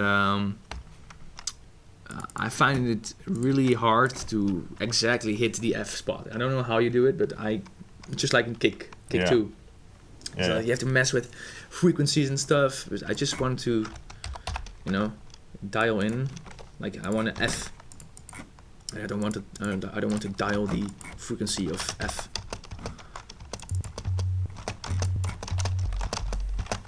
Okay, let's just quickly put in an LFO tool.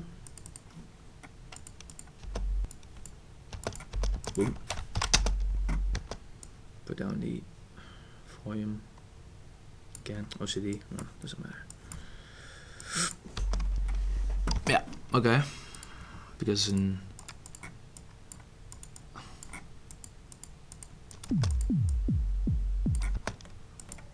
909 is like a triangle, right? Something.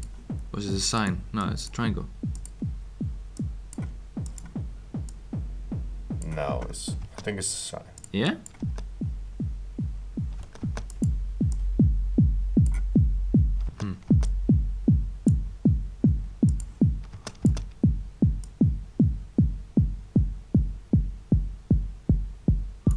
Okay. Yeah, this is like the classic way of which can also work really good.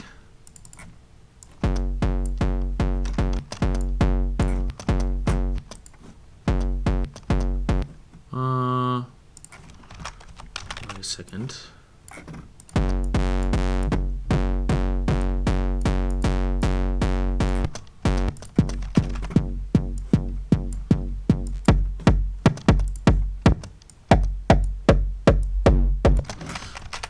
Put on a G clip just to make sure it's not clipping in the master.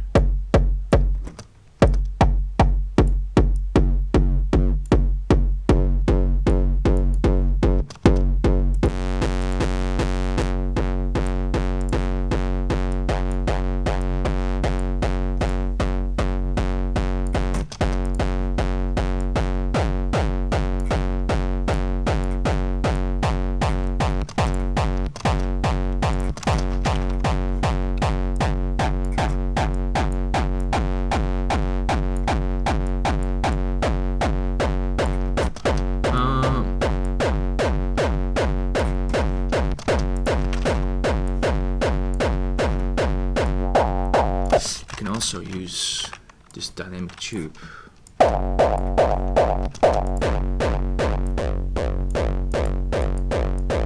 Which sort of acts like a symmetrical kind of distortion.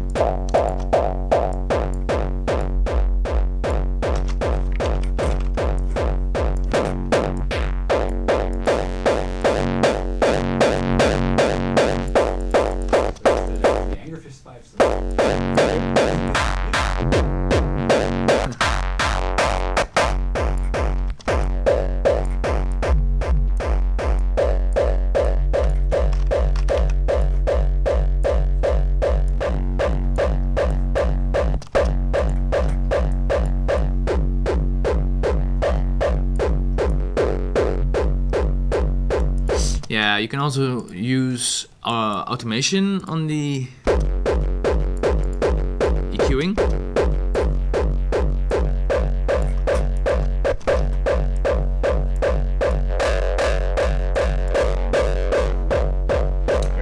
Question from Sound of Noise. Yeah. Don't you like trash for kicks?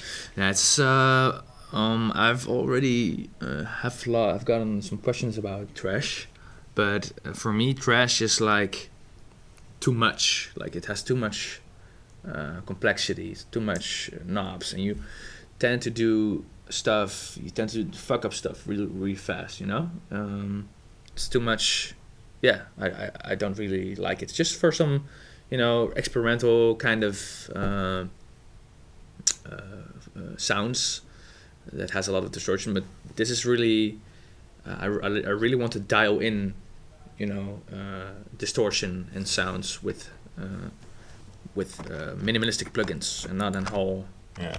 Like for, but 9 of the 10 times you're using stock plugins from Ableton. Yeah. You know, if you. Yeah, this is way too overwhelming. Like have presets and stuff. Maybe some people use Trash to make kicks, but it might work really good for them. I never really found the need for it for that reason.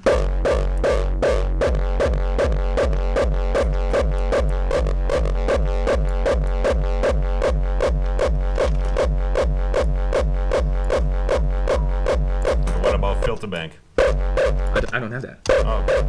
But I've heard it. It's pretty good, right? Yeah, I love it.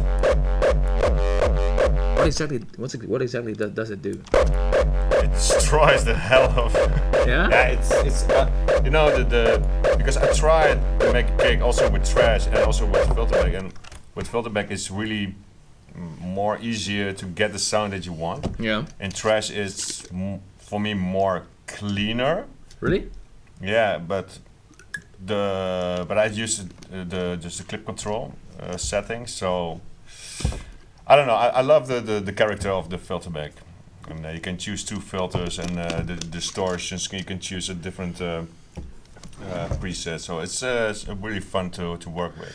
I will definitely look into that because. But like for now, this process is already more difficult to create a more hardstyle kick than that you did with Serum. You're right. Yeah. You see, that's really. Yeah, it's all about EQing and distortion, EQing, distortion.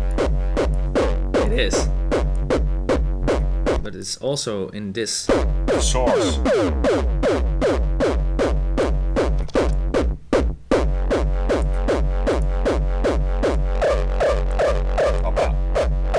Hoppa! Like some small kind of changes can already have a huge impact on the sound. Oh man. Especially with the kicks. Yeah. Like this can already work for a bass, you know? Just like in the I don't know. This almost sounds like an up-tempo kick. And you're done. And you're Your done. tempo is right? gone. It's the same thing as before. Just go really quick about doing this. I will show you in a minute that you can even like make this work with a noise controller's kick.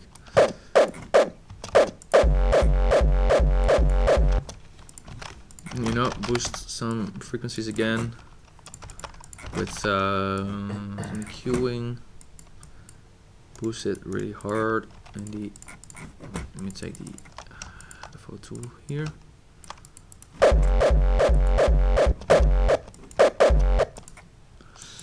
Yeah, just cut off this little part because this is has some weirdness in it.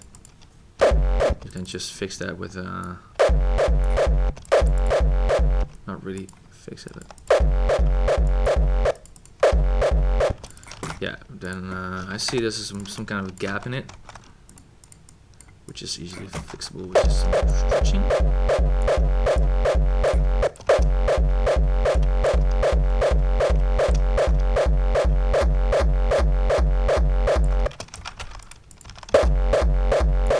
Yeah, let's make the talk again. Snare. Let's go for a different one this time. Oof, clicky. Lekker. Like it.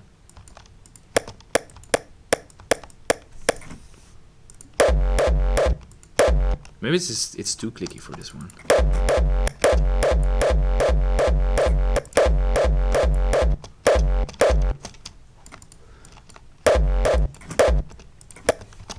And also what I noticed, you don't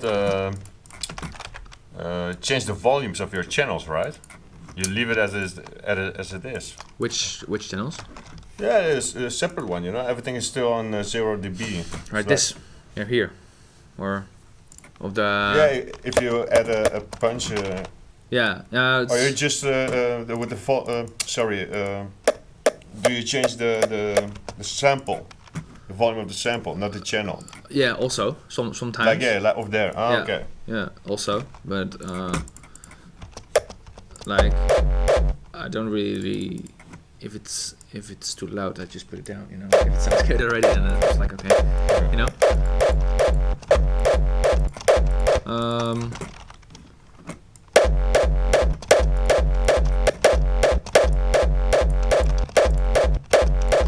You know, again, process of trial and error. Hundreds of trials.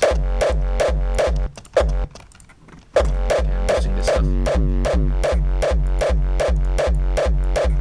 makes it more aggressive. But then again, you have this kind of thing, which you can then maybe push this to click.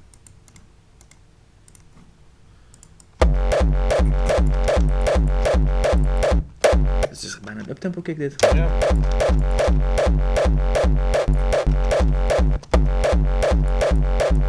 Doesn't sound bad though.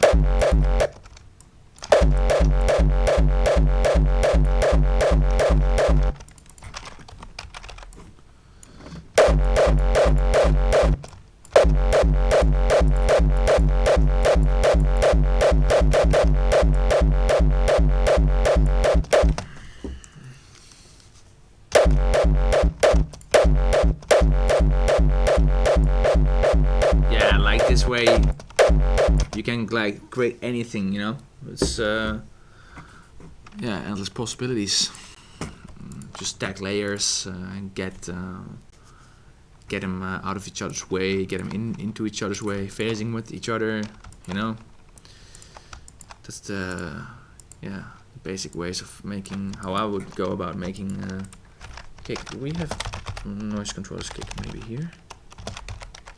Nee. Cashmere heeft wel iets voor mij. Waar staan die kicks ook weer? I just want to demonstrate the last thing on oh wait, where's the cashmere thingy? Dat weet ik niet. Oh, ik zag hem net. Stond hij net? I just saw it. Ah, okay, right here. Drums, kicks. Does he have the... Oh, he has the old one. Cashmere volume 3. Drums, kicks. Yeah, okay. I just wanna...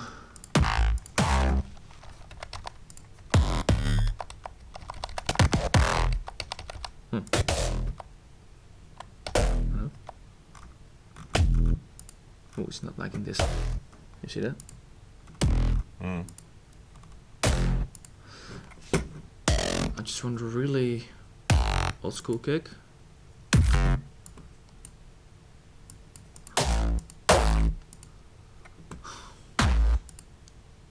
It doesn't, it's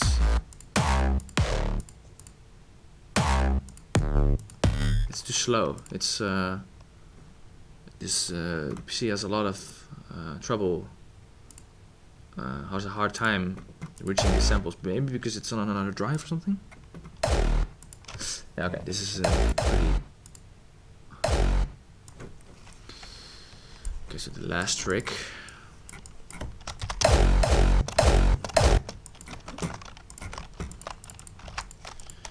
Like again. No, I'm not doing this.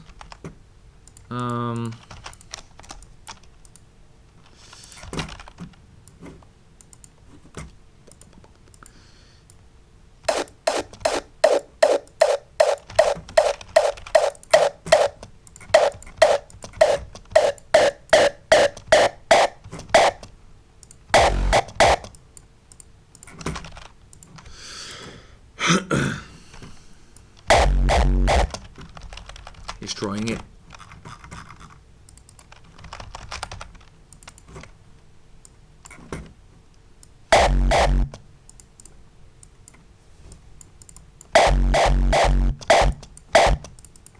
Wait, I'm gonna put my headphones for a minute.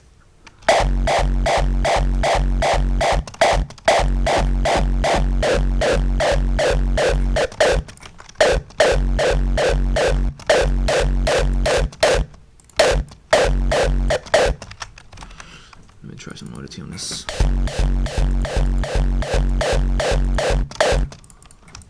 Put some.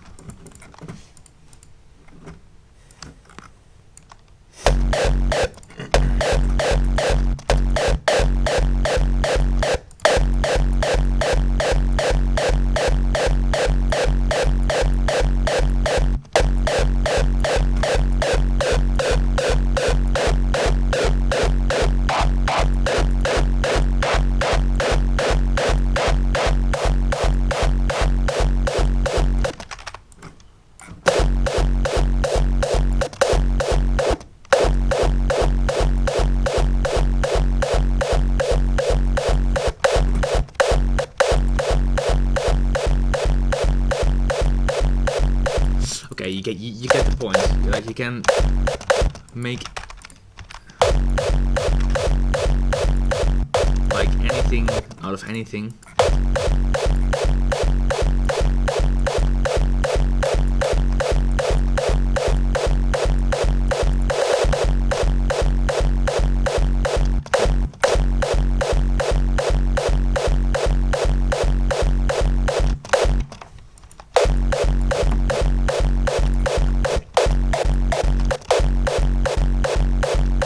Yeah. Okay. Yeah. I think you get the point. Yeah, the source is different, but what you do is again EQing, distortion, and you get the same vibes. Be creative. Yeah. Yeah. Okay. I think I'm gonna save this for now. Oh, there's a question. Does Vertile use FL as well? I see it in the I see the app on his taskbar at the bottom. All right, this is not my PC. This is the PC of Julian, which is It's a Dutch DJ World PC. It's the Dutch DJ World PC, and he also gives lessons in FL Studio. But no, I don't use FL Studio. What do you think about Vertile? It's really cool program. Okay, let's go on. No, I don't. Julian. I always mark FL Studio. But that's for good reasons. Okay, wait. Let's just really quickly save this. Make different maps. Because we are actually... What do you think about FL Studio? I don't have any opinion about FL. Your opinionless. No, it's... Okay, let me reach... Okay, Screetches. Okay. Okay, yeah, a lot of you guys that have been in the scene for like the past 15 years are always making Screeches with like virus and stuff. Yeah. But we don't have that here, and I don't use virus. I don't have a virus. But again, for this Screeches, there's also a million possibilities. You can not Silent One. Good. Because you're telling us. Yeah, but for Screeches, there's like for me, like three different kind of methods that I use. Like you can use Screeches. You can make Screeches out of stuff, you know, out of animals or something, or like samples, like you know, that sort of bullshit kind of sounds. Or you can, like I have actually two different ways, because you can trigger it out of a synth or out of existing audio. First, I'm gonna show how I would go about doing it with a synth.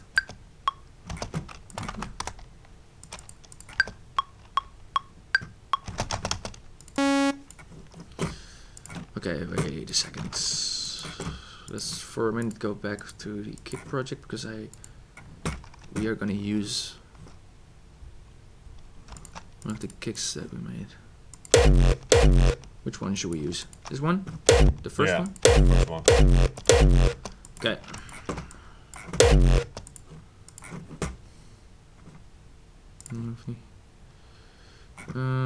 Separate, yes. Masterclass. Kick 1. Okay.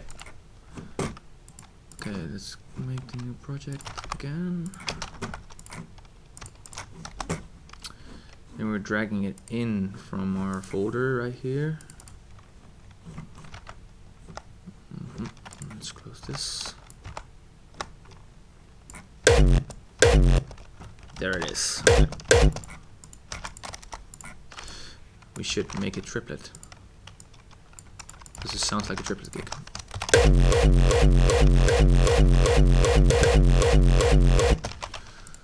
Okay. So, let's first do the bass of the. Okay, some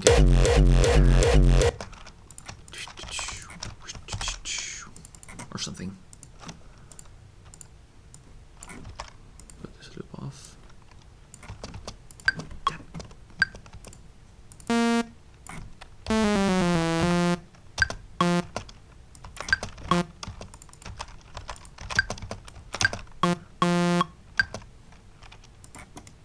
Let's put it on triplet because we're making a triplet sequence.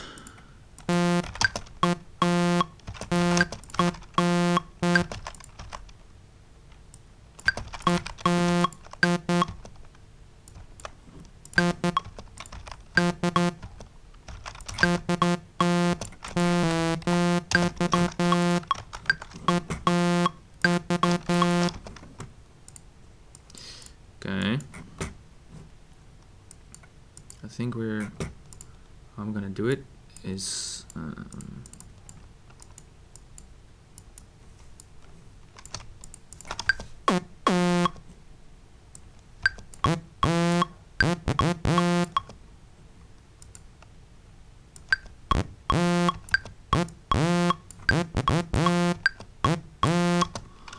okay. You can go about doing this different ways.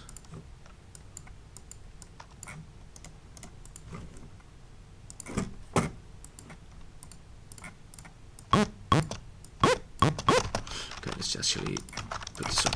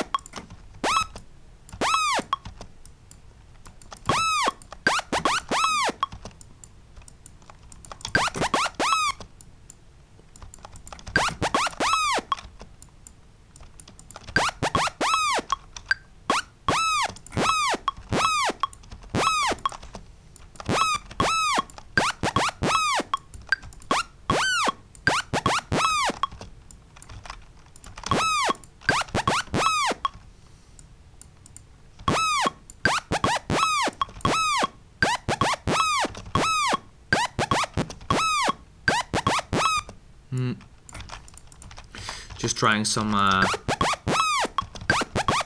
trying out some pitch envelopes for the pattern. This might be around good. So what I'm gonna do now is static white noise.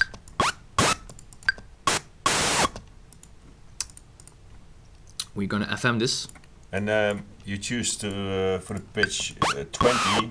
Is it for a reason? -20 and +20? Yeah, this is just I do this because it cannot go all the way low, you know. Yeah, It's yeah, not okay. not really any purpose. I can do it 12 as well, but then it might not be as drastic. Oh, because it was 20, so. Yeah, I just Oh, okay, it was just random. not it's just Okay. a random number. Yeah.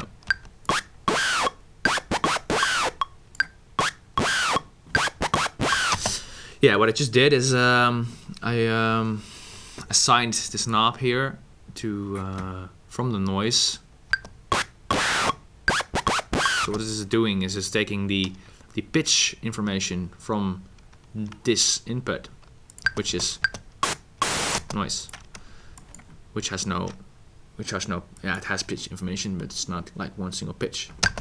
So that makes it this granularly kind of sound, like nasty. Oh, nu gaat die fase, hoor je dat?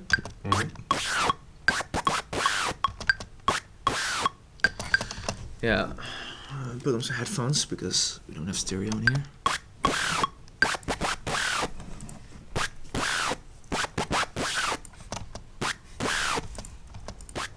Yeah, what you can do now. So we can do this in after the plugin or inside the plugin. I think I might do this inside the plugin.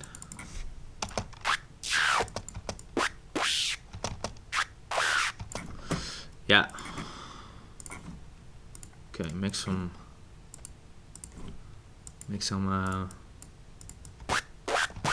automation for the cutoff.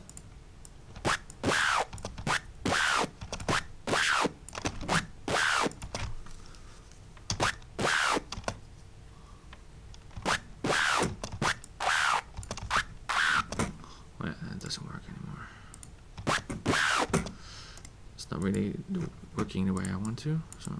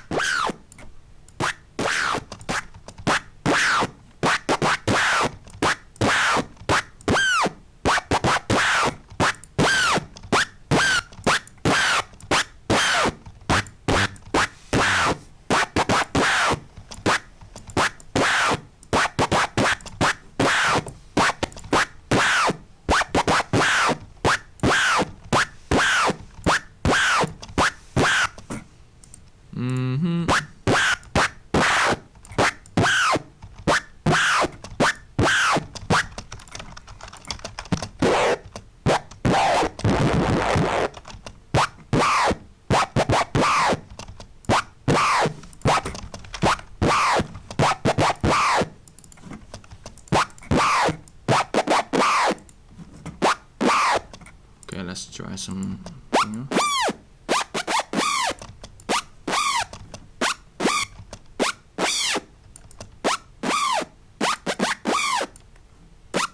This is like your basic Screech sound.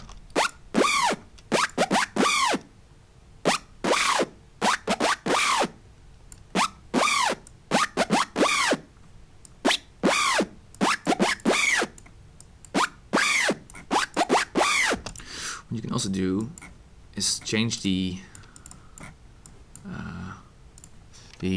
distortion. The distortion. What do you call this? Like type to X-Shaper, and mess with this.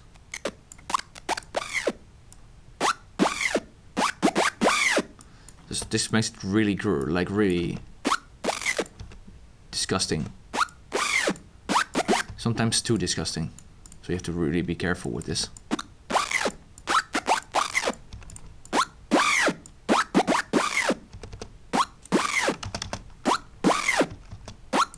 But in this case it's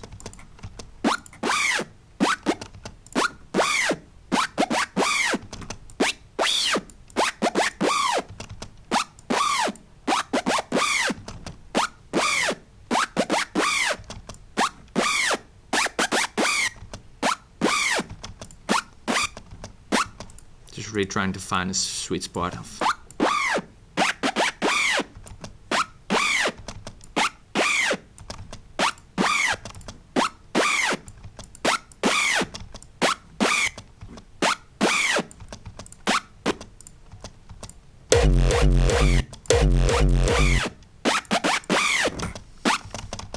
Okay, so this is like a basic Screech sound.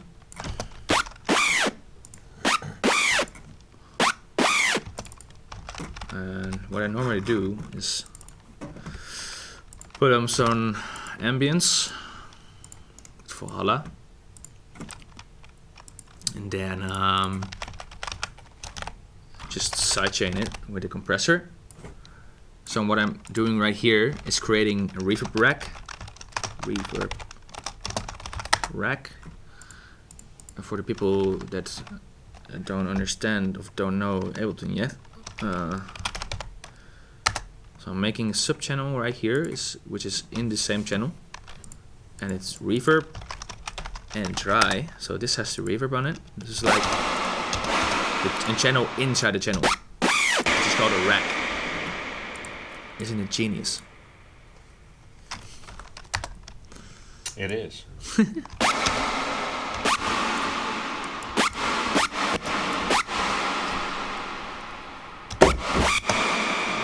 question. Yeah.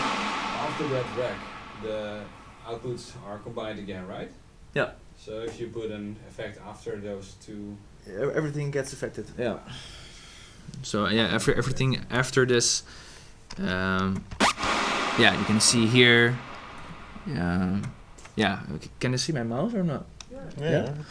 Okay. So you can like see here, and here goes the dry signal, and you can see this disappearing because it doesn't have reverb on it, and then it goes, duplicates the signal into this channel and this channel, and this channel doesn't have anything on it, which is just dry.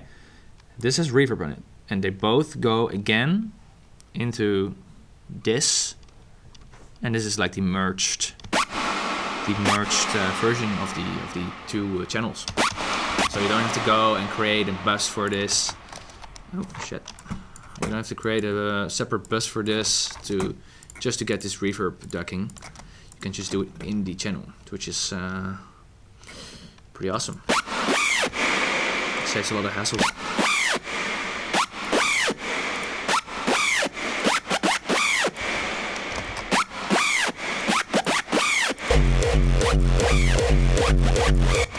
Of course, this doesn't fit too well.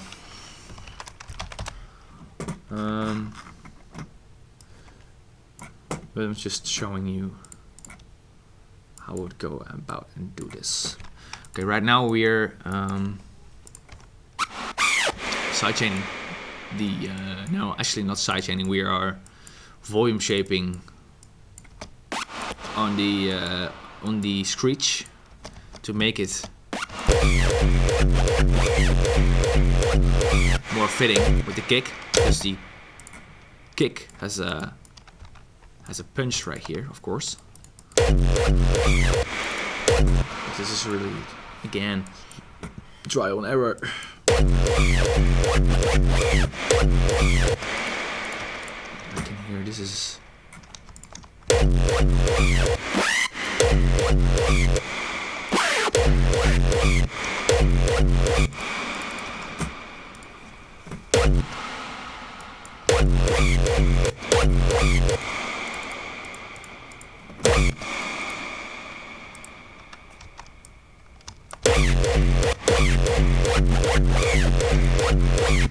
Right now it has too much pitch envelope, I guess. Which is also on here, of course.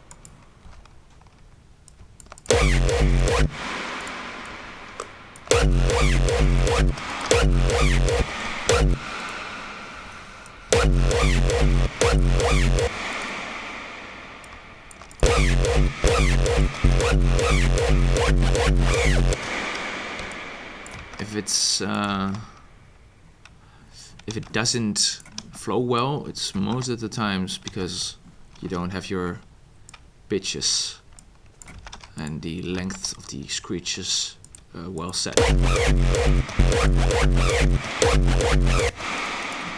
This doesn't really feel like it's because of the pitches here.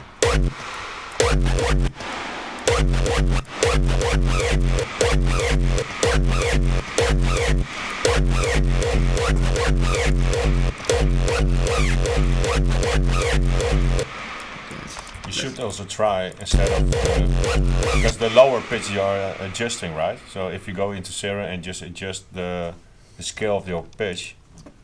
Yeah. Like. No, I mean in the Serum itself. Yeah. It goes to minus 24 if you choose now for 12. Yeah. But I was not. I was talking about the duration.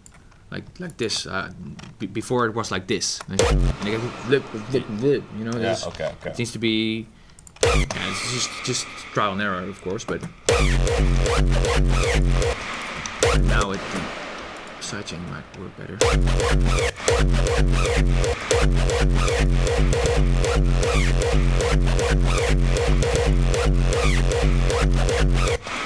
And of course you can.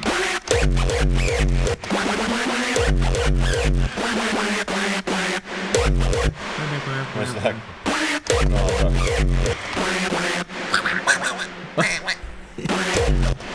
Kan niet gewoon.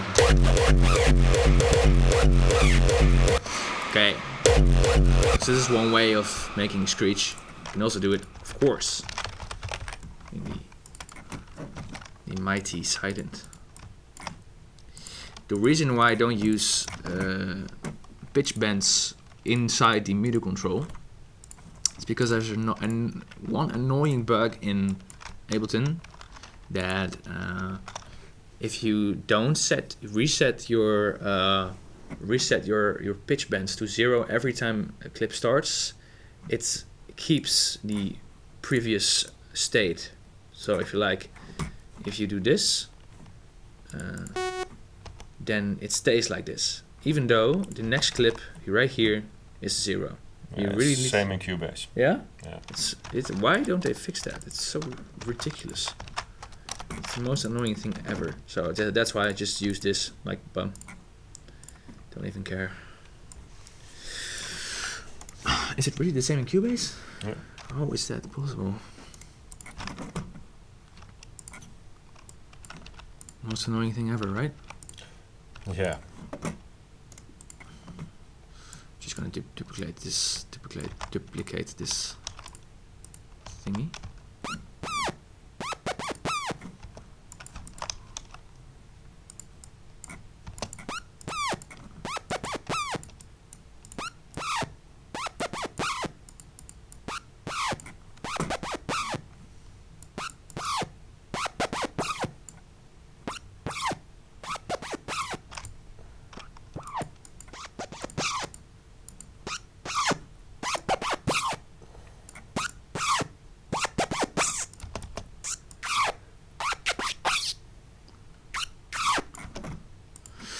Yeah, we can just choose for it to automate by yourself, or just link it to an LFO or something, or envelope.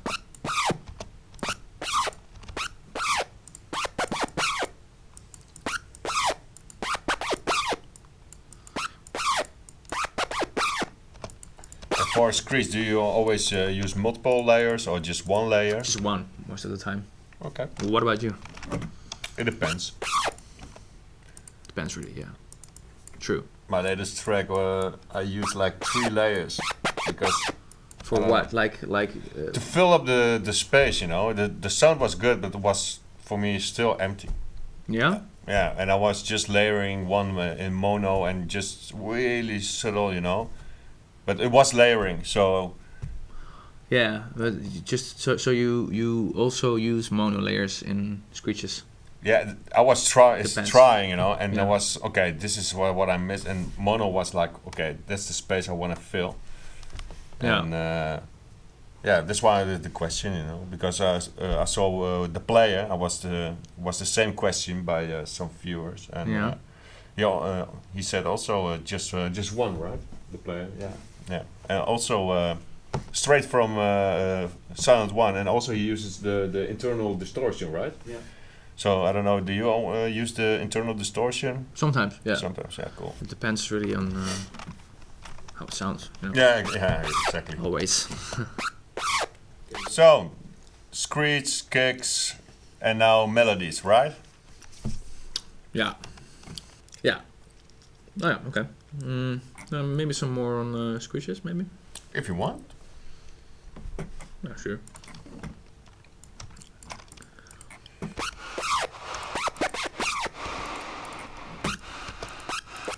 Yeah, okay.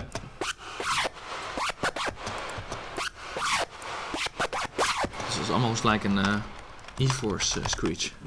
Yeah. Like this is like an E-force screech, right?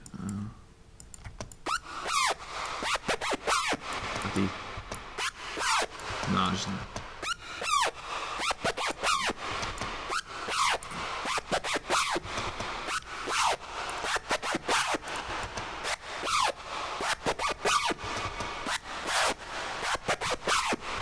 Okay, now this is let me put on my headphones because I don't hear stereo.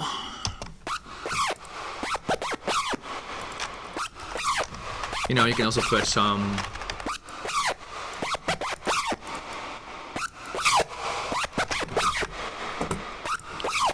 let's see what.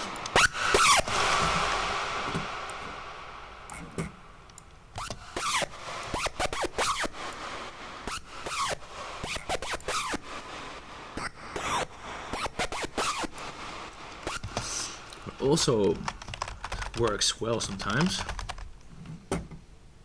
Got some volume shaping in it. But you can automate it. Automate.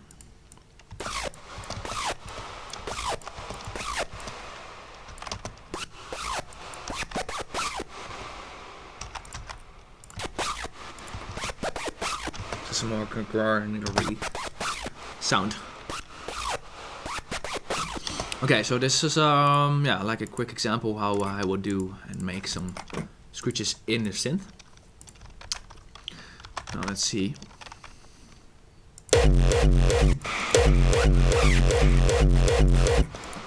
Let's do it with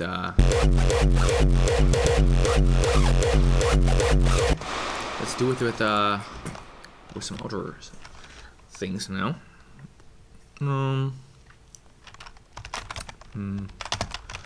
Let's do it with a vocal. Let's do it the hard way.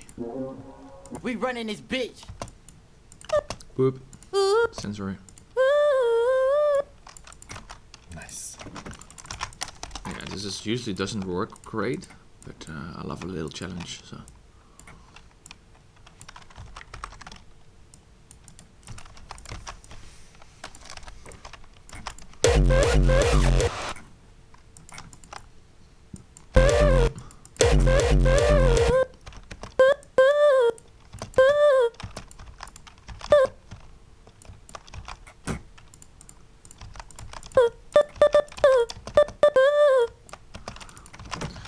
Okay, let's try something. Maybe we're better off by pitching this in the sampler. So right now we are going to try and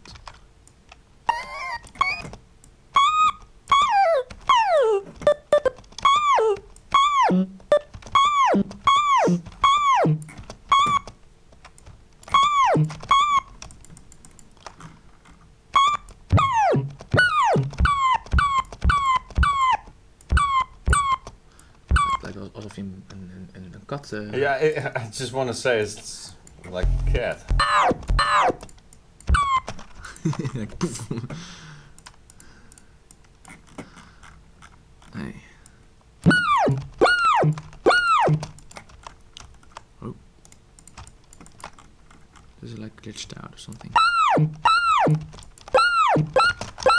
Okay, let's just put on a... This is annoying.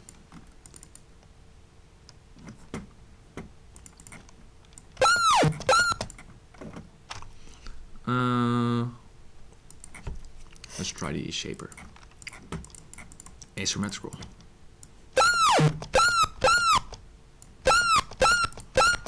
Let's put on some chorus before it.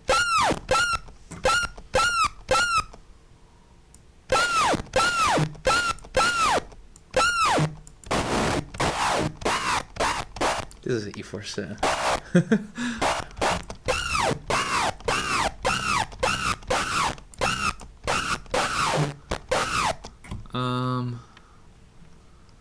Okay, let's see if it works better this way.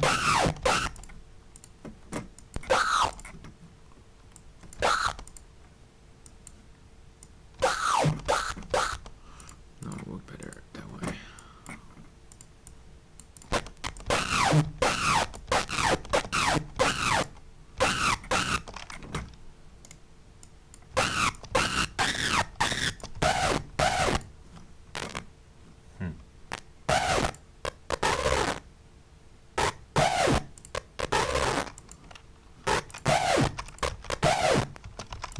I didn't pitch those yet. No. Okay. Okay, pitch the same.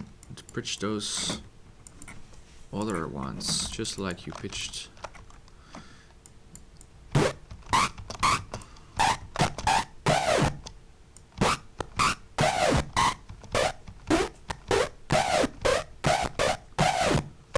$15?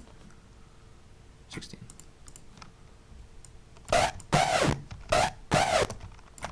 Copy those over to these.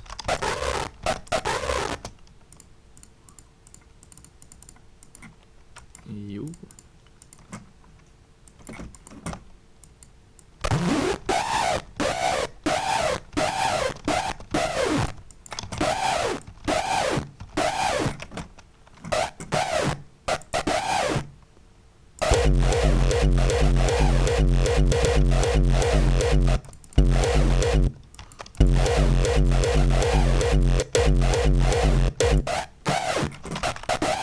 Get rid of the low end here.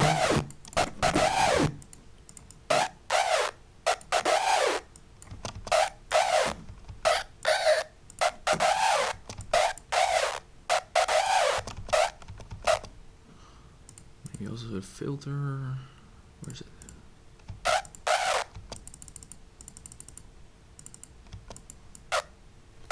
But you took a lot of low ends from the Screech.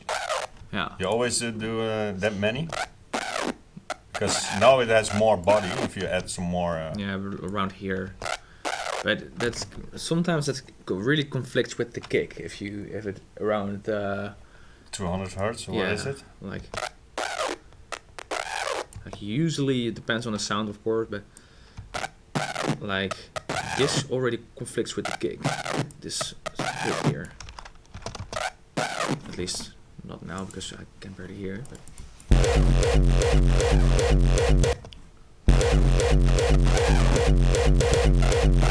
wait up. Het is ook niet in key. Het is niet, het lijkt ook niet alsof het in sync is. Het sounds like it's not in sync.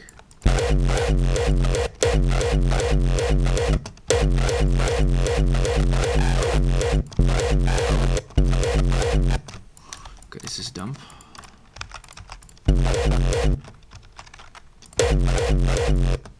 What did I have here? Like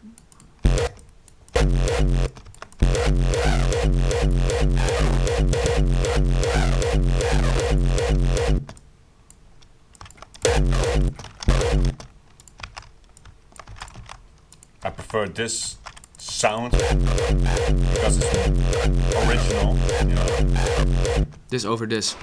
Exactly, this is more standard.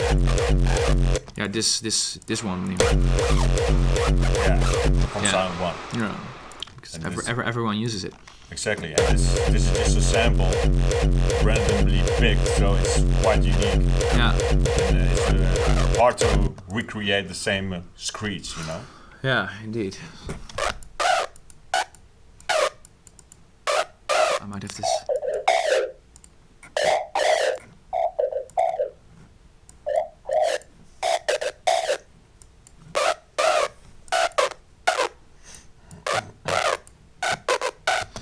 from here is just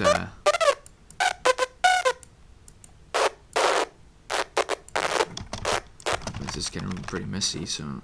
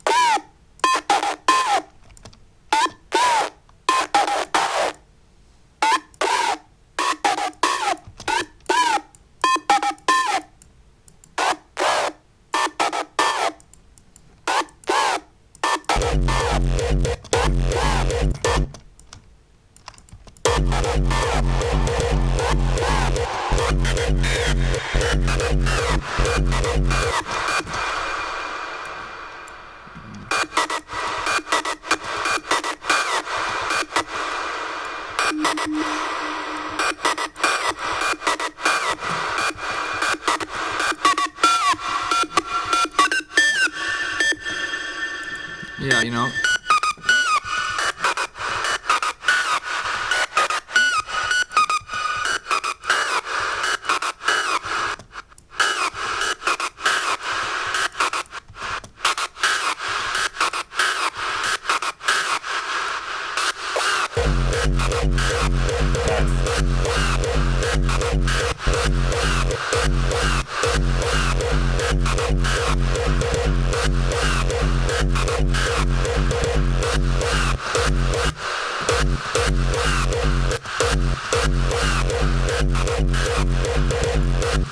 Yeah, you know,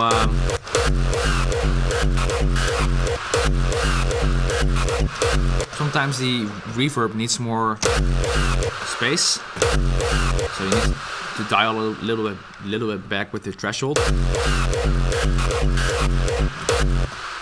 Also, now that I put on my headphones, I hear there's a bit too much stereo.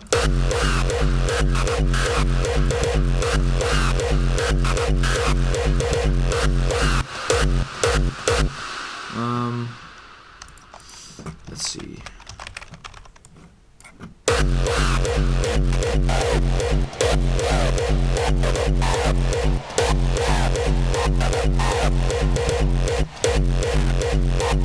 This is almost like a bit of an old school sound, like the this is maybe a bit of an. This is almost like the Screech, you know? Yeah.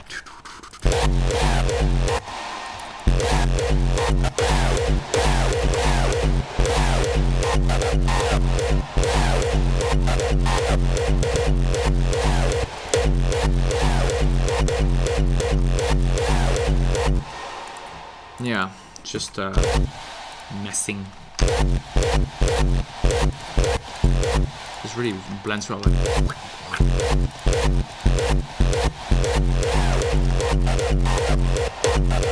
You can also use like to fill up a bit more of space, just some really.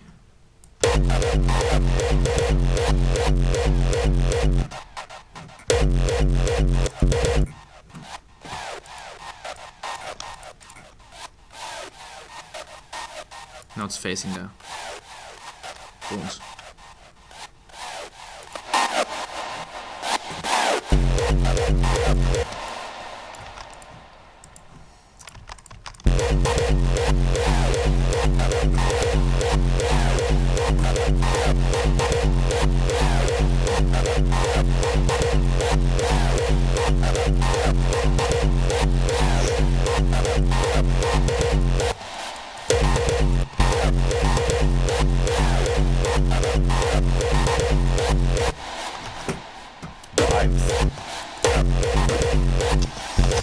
Yeah, you know, I think that might be it for Screetches. Yes, if there are any questions about Screetches and stuff or other stuff we already talked about, just drop them in the chat. There's no questions. Nope, everybody right is enjoying it. Okay, that's good.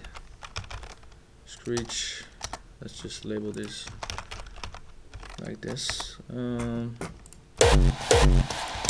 Okay, since we made a since we made a triplet kick and a triplet screech, we might as well just make a quick triplet melody.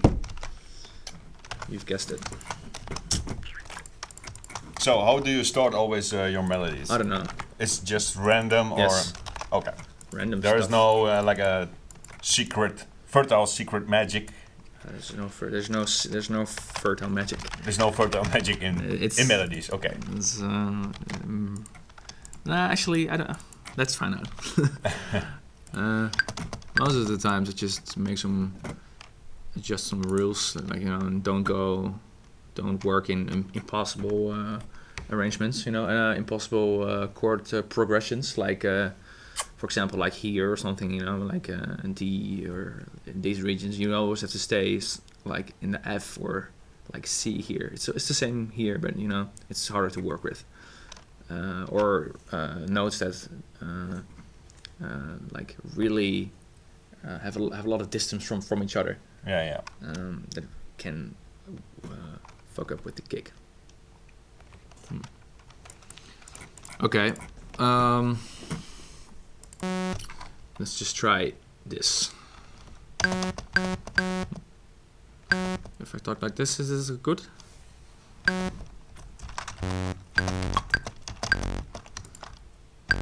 Okay,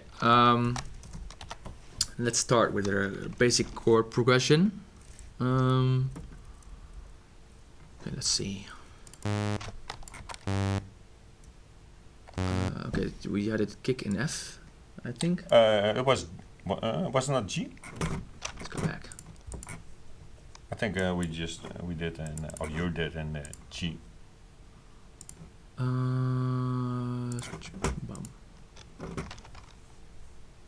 But it might be also an F. I think this was an F. This doesn't sound like G.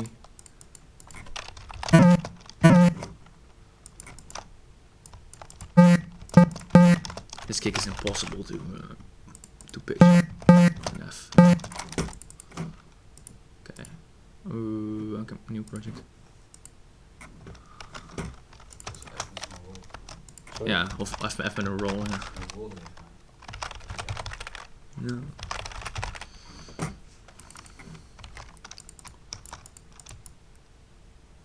Okay, 8 bars. Up.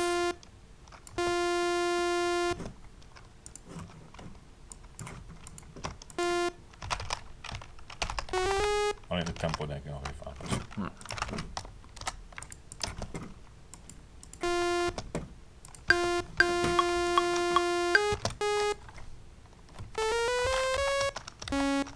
This normally would be pretty hard to work with, but it can work. Like a track of mine, Not My Affection, starts with a C, which is pretty high for a kick, but it worked, I guess.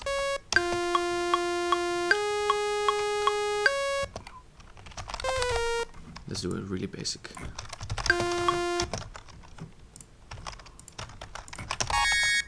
Oh, no, wait. Okay, this might be the bass line. So what I usually do for melodies in general is I start with a bass line, something like this, and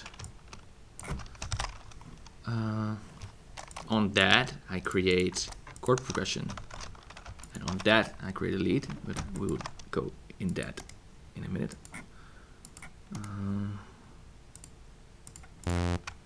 We might be.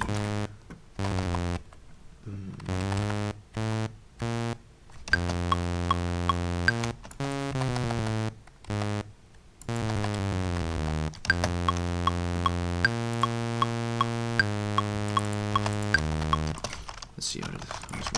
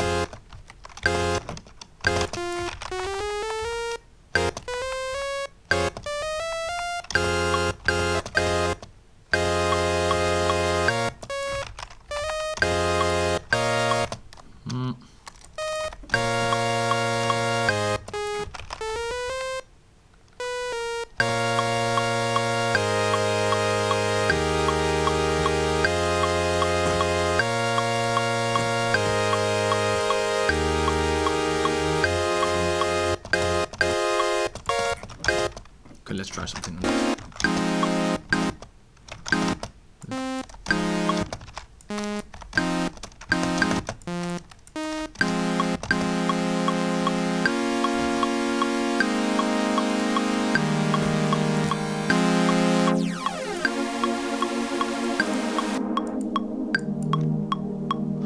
Okay, wait, let's keep it simple for now.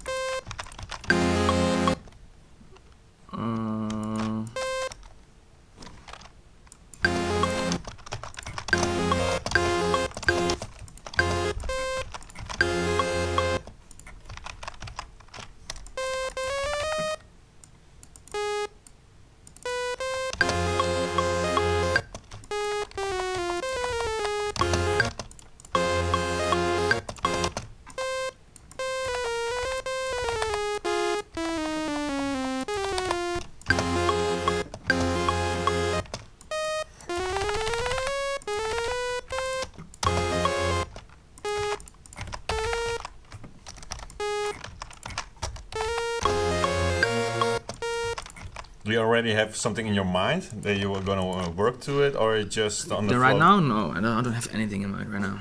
So just really.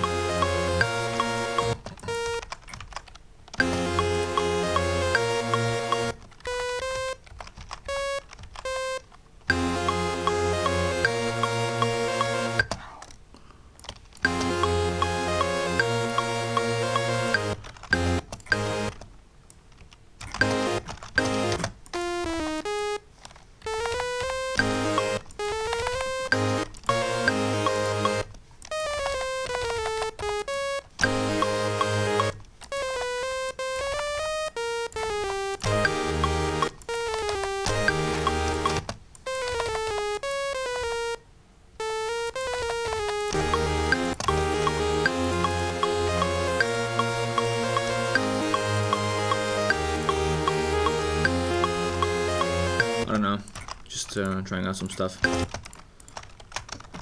I normally don't.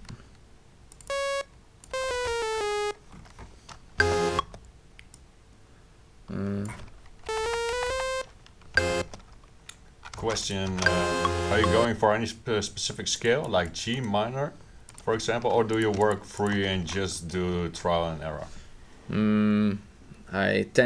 I would like to work free most of the time, but yeah, you really need to work in a specific scale in this genre, because kicks don't work in like C, like C below, or like a D, so you have to work in like an F or G scale or F sharp around those areas, because there, if you work in those keys, that's the root keys that everyone uses.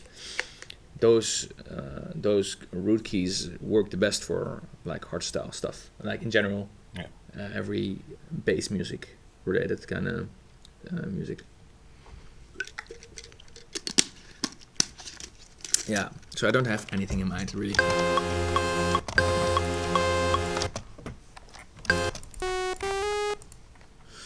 Just trying to show that like everyone struggles with stuff.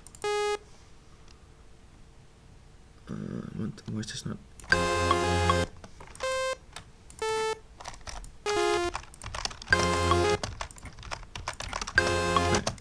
Why is it not?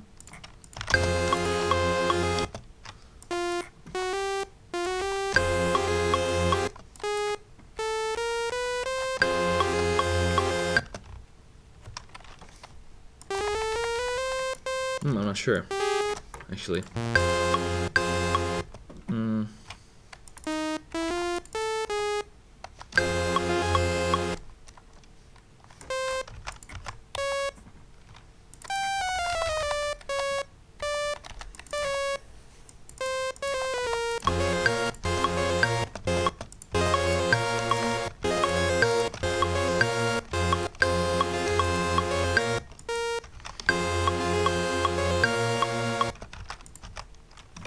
I don't know. Of course, melodies making is really subjective, and there's all kinds of flavors you can add. Dark, happy, you know. Yeah, dark, happy. Is, like you can make different variations of stuff, but for just this purpose, I think it's better if I just show you how I would go about making the whole process of, because this is just a melody, but you know, coming up with a melody is not really, you can like sometimes you can trigger it, but sometimes it just goes, you know, it just comes. For example, I was with a friend and I was like a month ago, I was like, and I was just sat down at this PC and I was like, I'm just Ableton, you know, and I was just, and that was that it just worked in 5 minutes, you know. Yeah. And sometimes you just screw around like an hour, and it's like, nah. I think every producer has the same. Yeah, right. That's the struggle, but you know. Sometimes it's just what you're saying. Just in a few minutes, it's like, damn, this is hot, you know. Yeah. And sometimes you're working like hours and hours and going for a cup of coffee and coming back, and it's like, damn, this sucks. I suck. Let's stop. Control Alt Delete and let's start again. Let's stop for today. Exactly. Let's stop for a month. But that's the producer's life. That's yeah. I think this. I don't like this chord progression really. Let's do another one. I think we have plenty of time. Yeah, take your time, man. Take your time.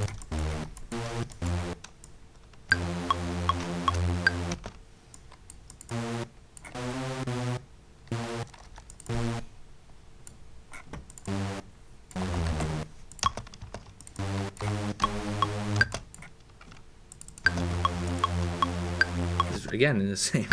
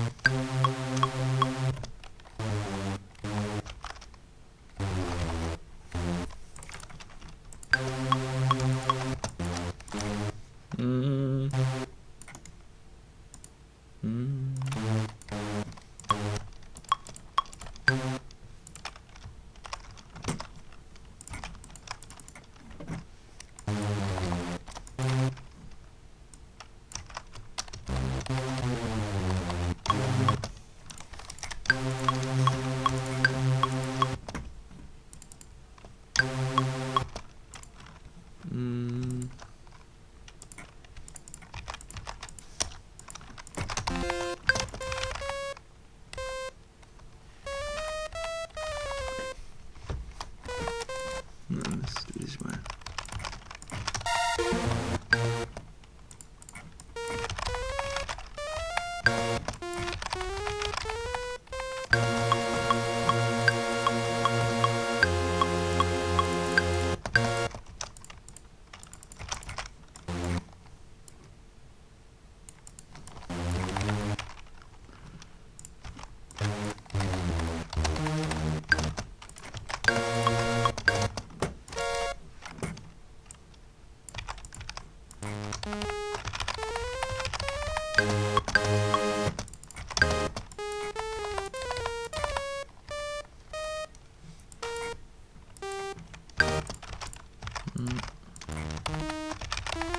Do you always write your melodies like this, or Yeah. are you using keyboard?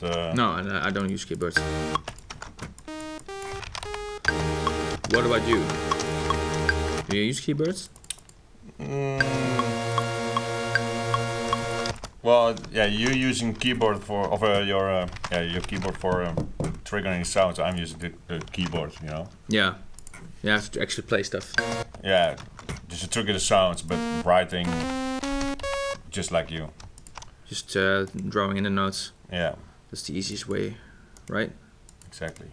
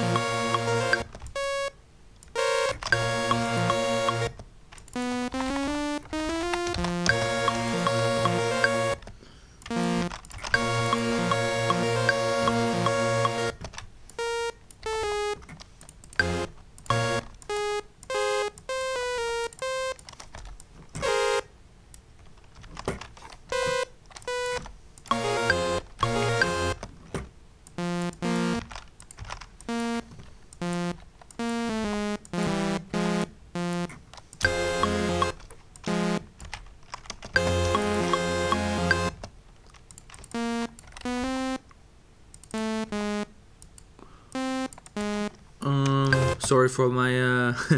You're in the zone. Yeah, I'm just trying to figure this out, you know. As you can, man.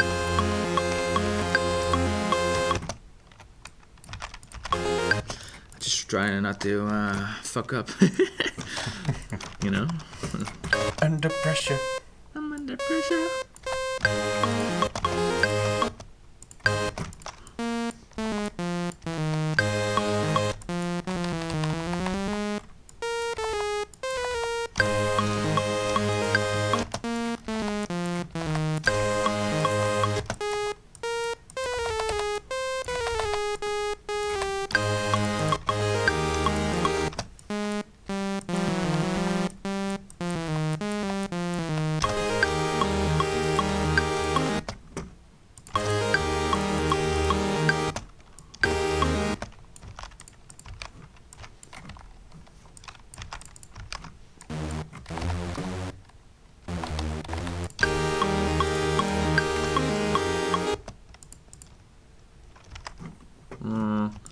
I try not to write something I already written, which is unreleased. Nah,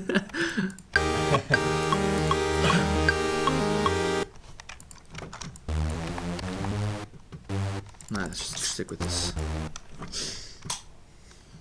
What is it? Niks. Yeah, sorry. Coolaatje. Cola. Hoort hij bier.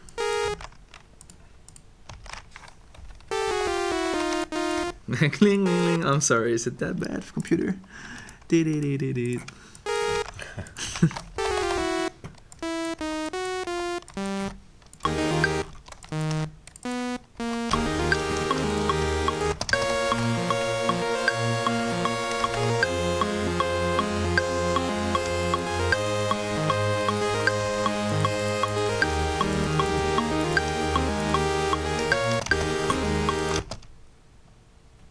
I tend not to overcomplicate melodies. Like when it hits right, then it's fine for me.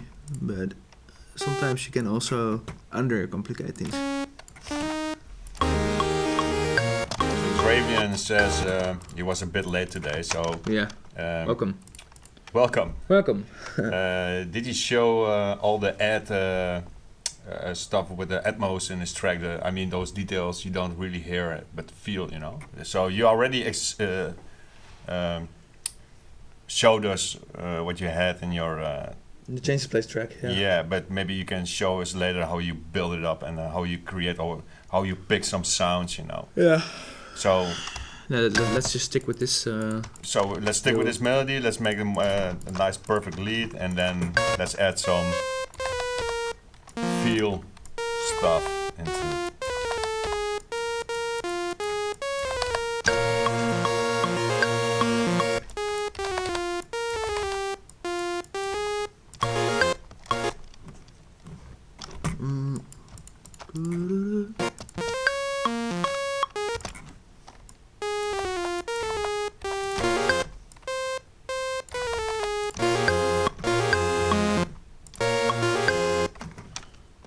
Right now I'm creating harmony.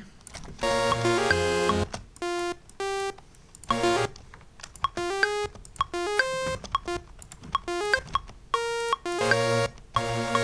don't think I'm fucking up right now. Wait a second. Yes. Okay, let's just call this one harmony. Click. These notes I'm gonna get rid of.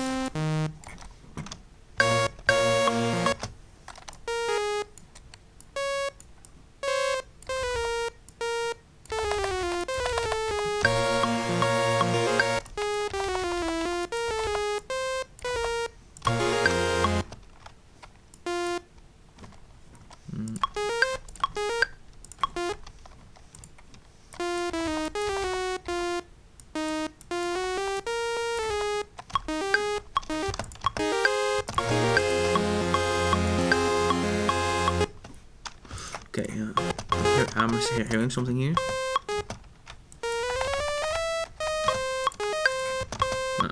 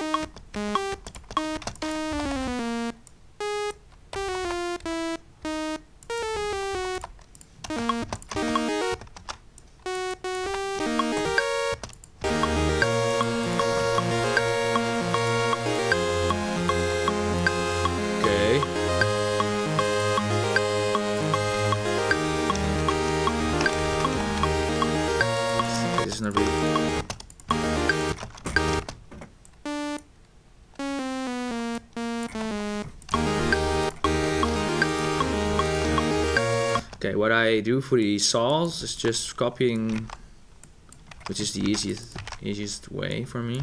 Just copying those little things, from this section, from the pads.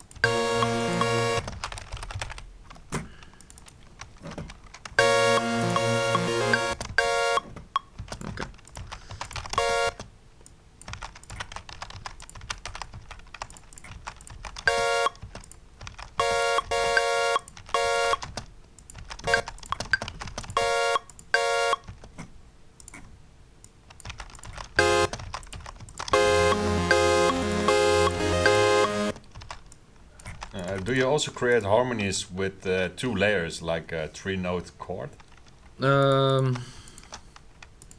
Well, I mainly do just this main lead part, which, wait a second, I'm gonna get this out of here because it's going to be a different layer. Wait a second, I could usually do it this way.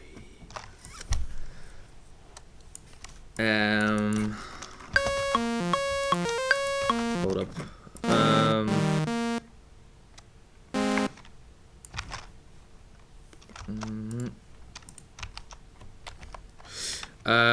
No, I don't usually do that.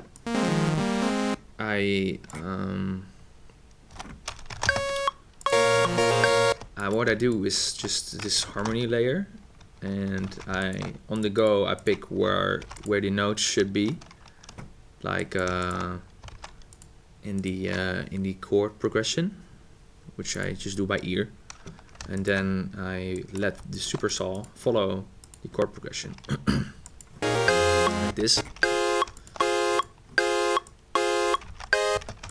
And I don't really use like second harmonies, is what he asked. Yeah, the question was, do you also create harmonies with 2 layers? And then I sometimes do that, because you have different kind of harmonies, of course, in different chord progressions. But that really depends on what I want to achieve with the track. Yeah. Tick, tick, tick. Are you all creating this stuff with in it sound? Yeah, but that's the easiest way for me to kind of create this. And then after this, because it's done now, You are building, creating your own sounds, the leads, stuff. After this. So this is really the part But where... sometimes, for me, like, I'm loving to pick some presets from different plugins and just find out what kind of sounds there are. And from that sound, creating melody, because sometimes you are in a different atmosphere than... I know, yeah. That's what actually... because the character of the sound can... inspire you. Yeah, inspire, but it can... It's... Or you go happy way, but if the sound is dark, you're going into the aggressive way, you know. So yeah, I know what you mean. Yeah. And like for now, it's just this neutral sound. So yeah, exactly. That's indeed. But what I let's just. I always actually write my melodies just like that, and then after that, just mess with the sounds. Yeah, cool. I want the bass to be clean, you know.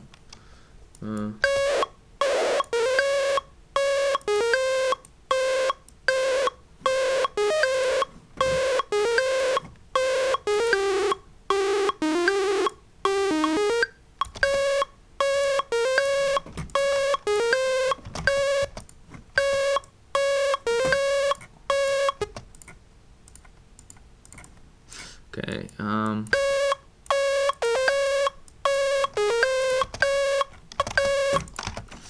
Let's get rid of these ones real fast. So, just like I told you before, I always use 2 to 3 buses for my leads at all times. Which I don't send anything to these buses other than the leads. for the reason that I can just do reverb on the bus itself, you know, and this is easier because I have like 5, 6, 7 layers going to the same bus, which is easier to adjust. Shit. Okay.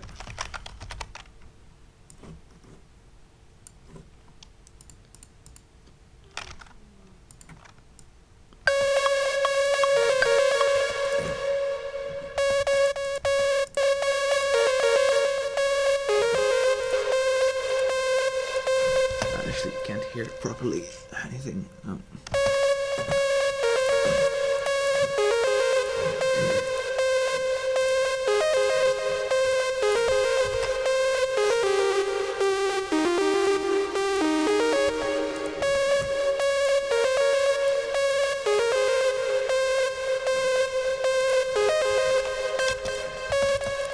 Okay, so next up, I'm probably going to be using some kind of distortion layer or something.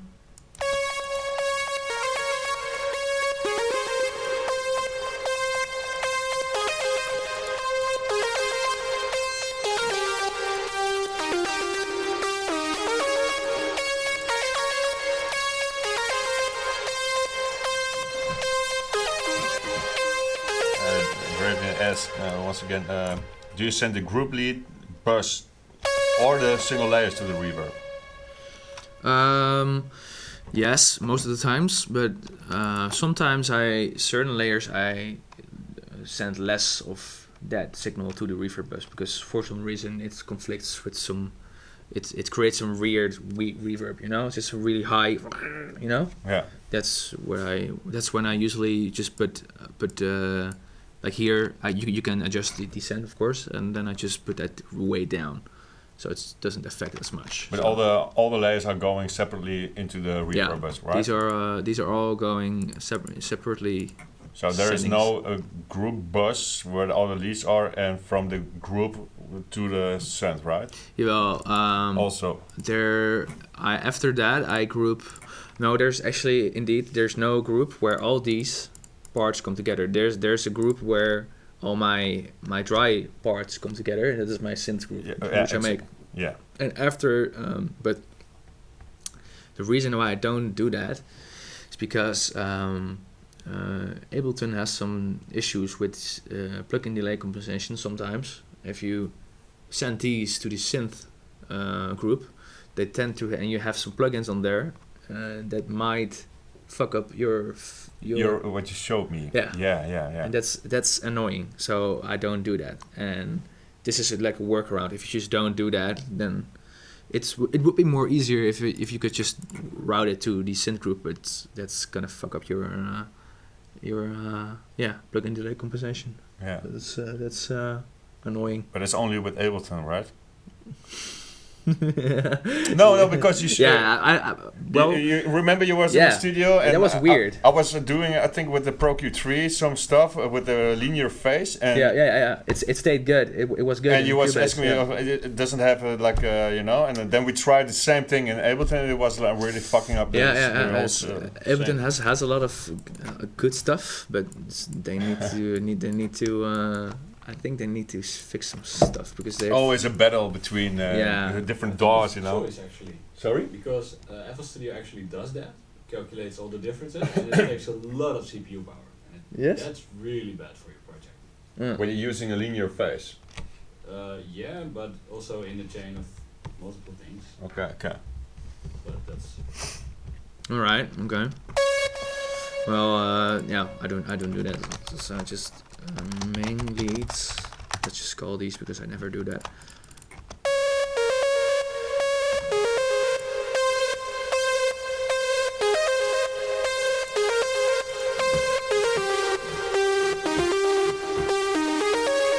And then I tend to create some. Huh? Oh no. Just go on. It's something. We're having fun in the chat. It's nothing. What is? Oh, thanks for clarifying. Okay. Oh, okay. zit hij dus niet dat hij niet gelezen heeft. Ik heb het niet gelezen.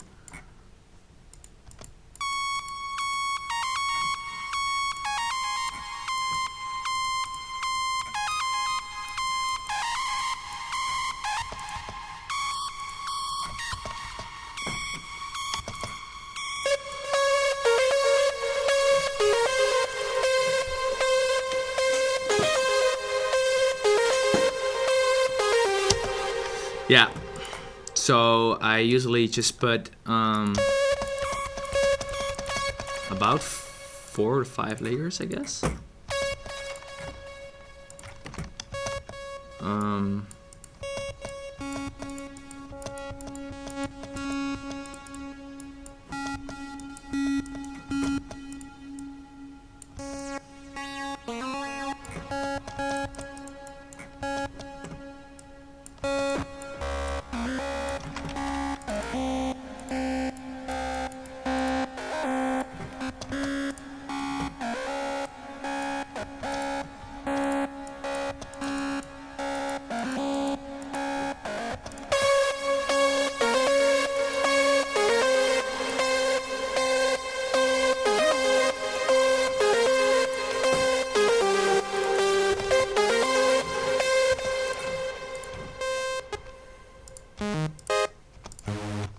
So let's put some bass in here, because then it comes together more better.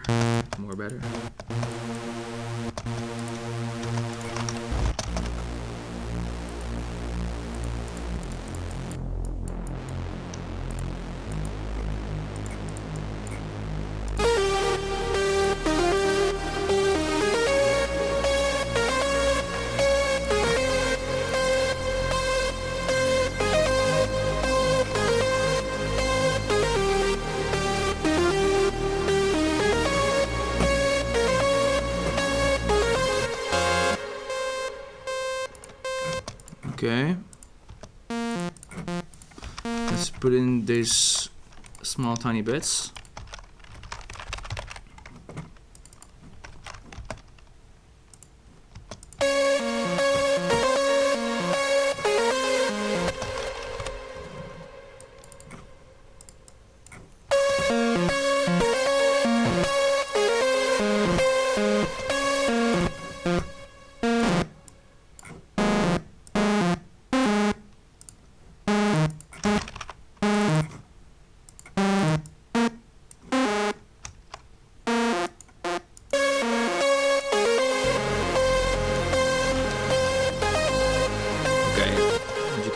Here is put some Valhalla, or some delay even.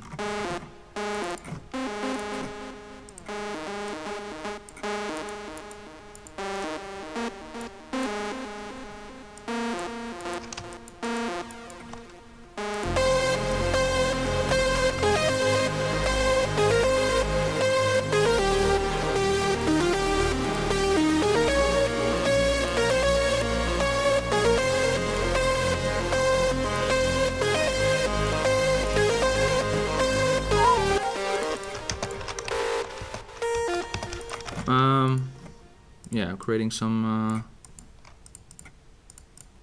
Actually, might create some.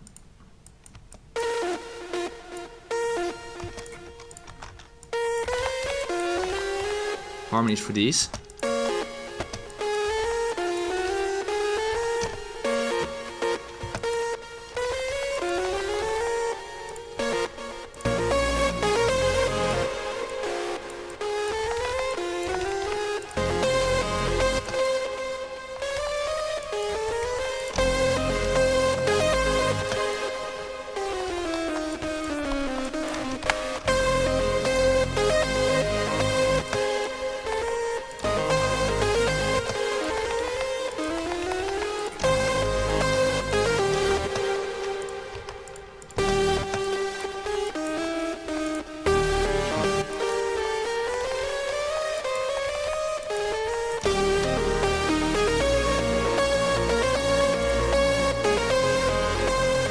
Yeah.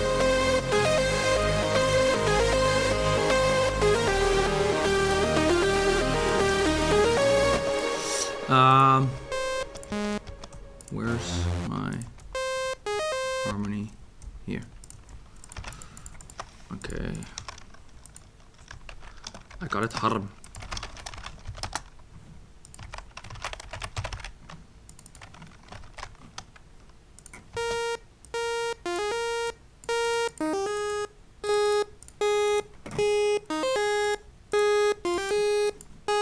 Just putting some basic sine pitch envelope pitch modulation.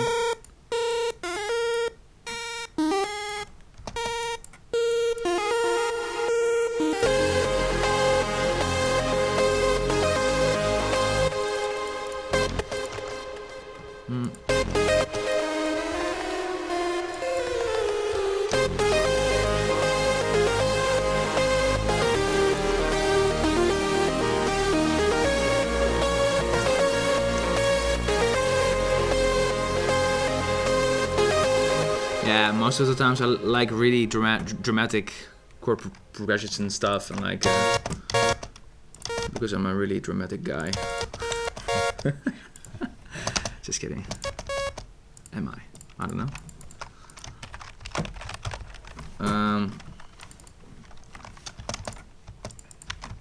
No. Hey, this is not what I wanted. It's fucked up.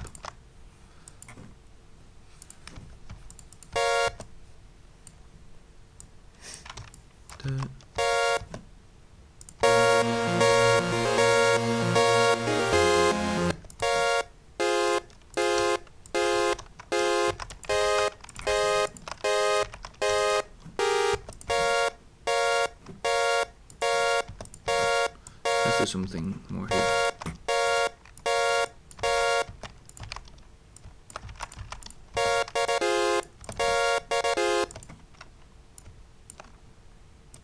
Come on.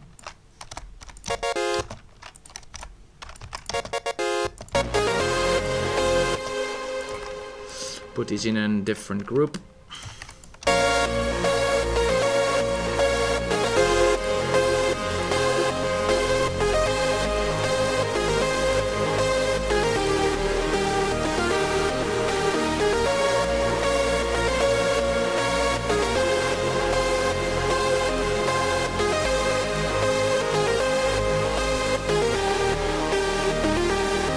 Is this Vertile enough? Yeah. Are people still having questions or? No question yet. Just giving you props from doing like from init everything. You know, it's like Thanks. Thanks, guys. props. Yeah. What should we add now? Well, yeah, and like for instance, you're gonna build up to this melody, and Yes, we could do that. so where do you start from? Yeah, it's going into the break, and then what? You know? Yeah, that's always the question. Yeah, exactly. Every time, every year. Also, you can throw some RC20 on this. If that works, so that doesn't crash my. Please don't crash. Dum, dum, dum. Dum, dum, dum. If this crashes. Dum, dum, dum. Well, it's part of the job, you know. I think in every masterclass we did, it's right. Yeah, we're back online, and I think the project still works, right? So cool. So yeah, the synth and everything is made from Sylenth 1, and like for instance, if you go into the break, like for me, I love to play with Omnisphere for with Contact, because you have great sounds in it. So, do you have some particular plugins that you use, or maybe you can show us for pads and stuff? For pads, for I don't know, for strings, you know, that kind of stuff. Choir. For sometimes for strings and stuff, like realistic strings, you use Contact. But I'm not sure what if this is on here. You know, this is not my PC. But like session strings, that are really basic Contact libraries for just strings, you know, or what's that one called again? pretty. I don't know, but it's at least for realistic kind of things. I use Contact, but I barely use Contact ever. Like you barely need it, in my opinion, for the things I do. And for pads and stuff, I mainly use like where's it? Oh yeah, weg ermee. I mainly use Sylenth and Nexus. So Sylenth is the. Yeah, it's my go-to plugin actually. I think it is for a lot of people.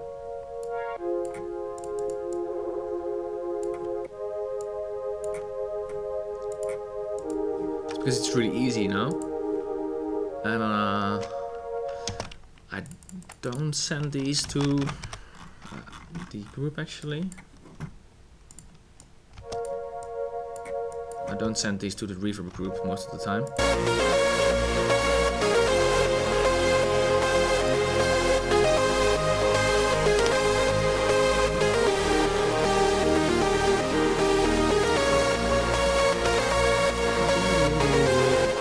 Good. So you can make a variation here, like.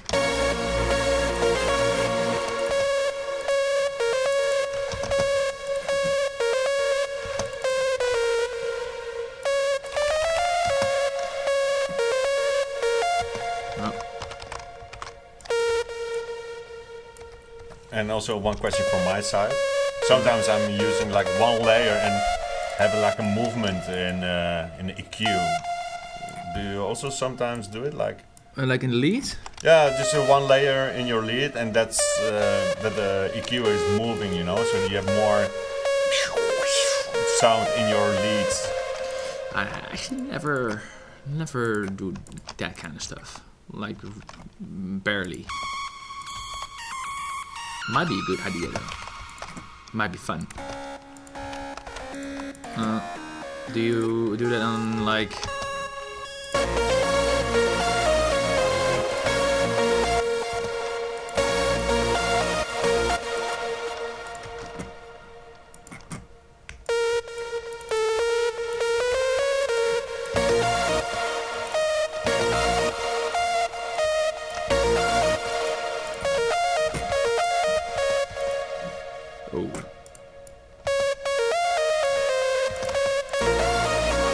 Light notes. Yeah, sounds good.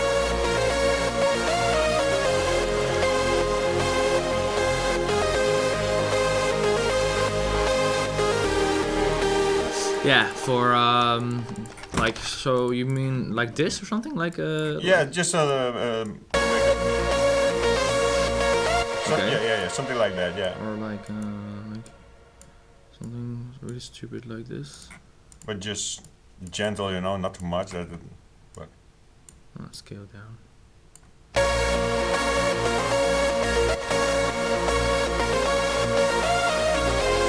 Just something like that. Yeah, I'm moving like from left to right there. So yeah.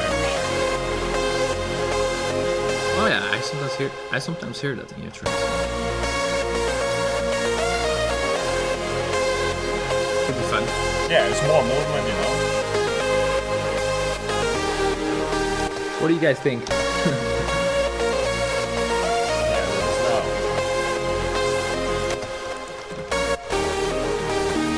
And how about penning those leads? Yes. Do you? No, these are already stereo.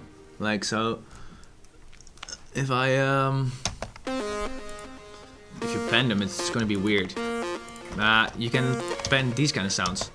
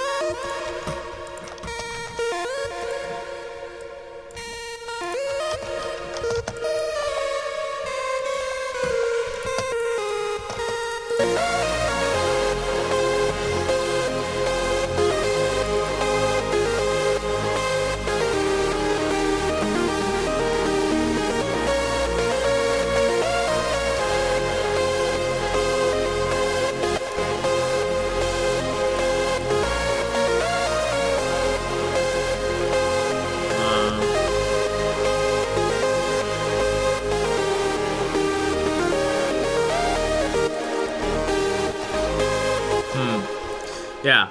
Okay. So. Strings. Yeah, I could use some Nexus maybe. Wait, let's just save the project before things go. My pads.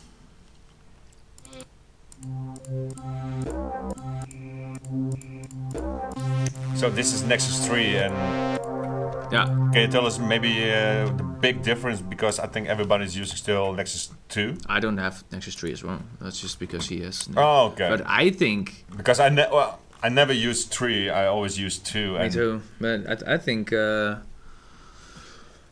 both pretty great. I think this is more yeah, it's a bit more new interface and stuff, and yeah, I think it doesn't make much difference in the sound, other than it's more user friendly here with everything's like laid out properly and stuff. Yeah, exactly. Cool. I don't think it's much difference, or any difference at all. The new browser of these 3 is really great. Yeah, the browser and the interviews interface layout and stuff.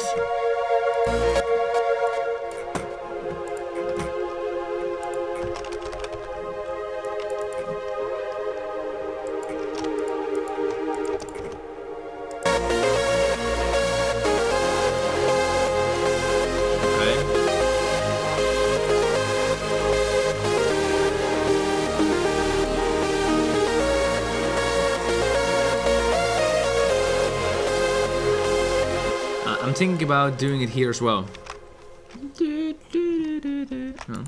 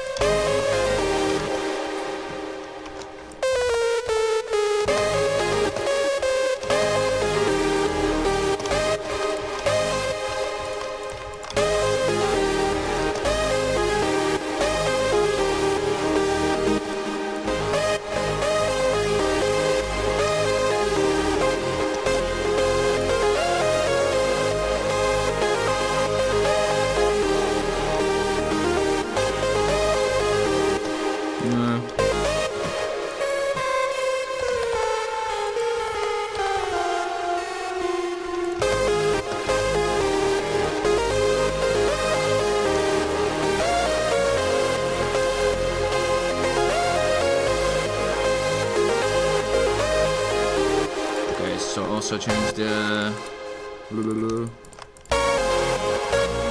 sauce.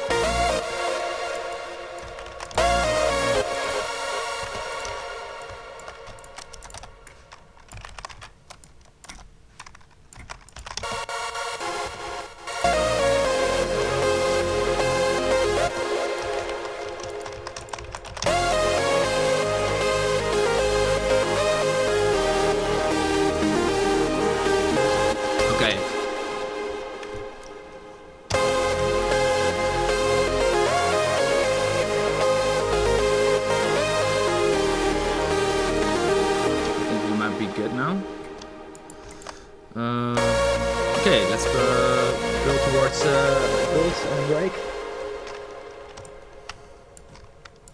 What do you think is more? Yeah, let's build up the break and maybe the build up to towards the drop. Okay, so this will be the melody break then. Break. Just we don't have a vocal, of course. But we're gonna like just arranging real fast where everything is going to be.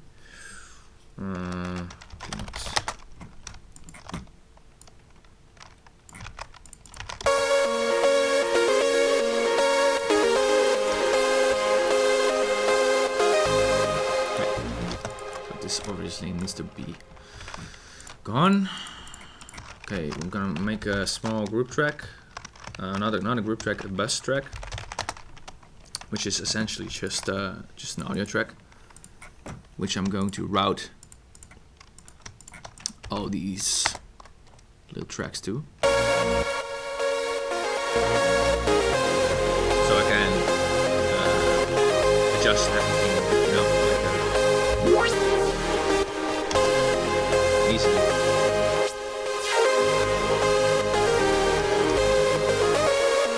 Okay. Let's see if this kicks even works. I don't think it works because it's too sweepy, just like Julian said. This might be.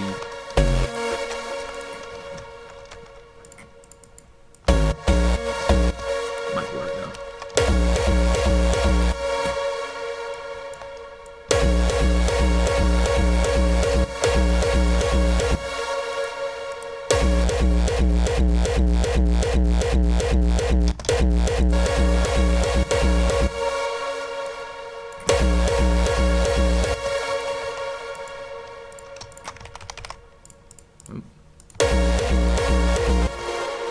Does it work in your opinion? Is it too hard? No, I think it's the groove in the kick. It fits the melody right now. Yeah, I'm getting some. I'm really curious when you pitch the kicks. Still, because sometimes the kick is really fat, and when you pitch, it's like mwah. Yeah.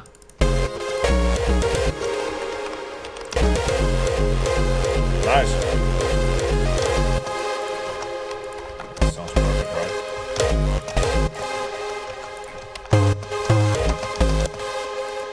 I guess. On these speakers, by the way. If it sounds good on these, I might as well just work on any speaker, right?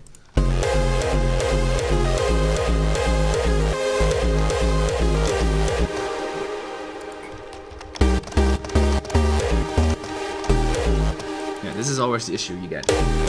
Like, do you go up or do you go? You know? Yeah.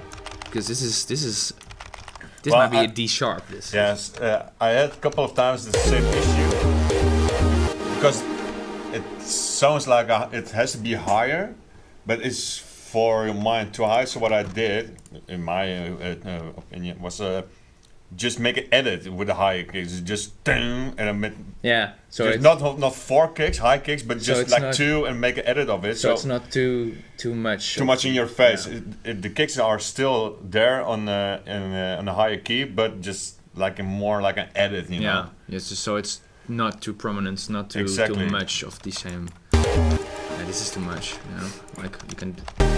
I think this even sounds better this way, like.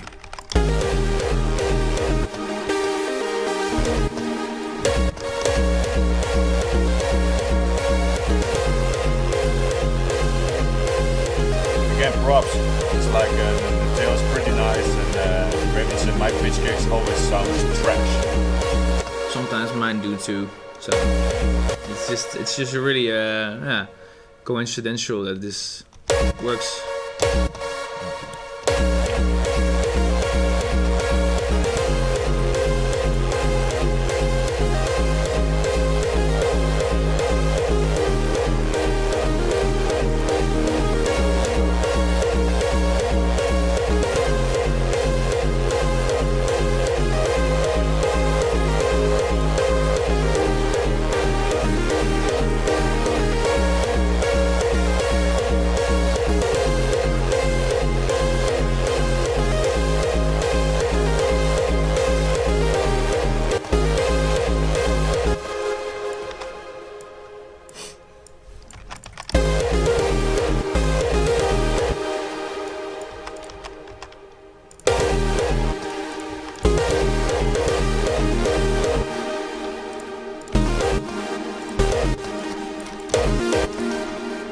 make some, you know, kick roll.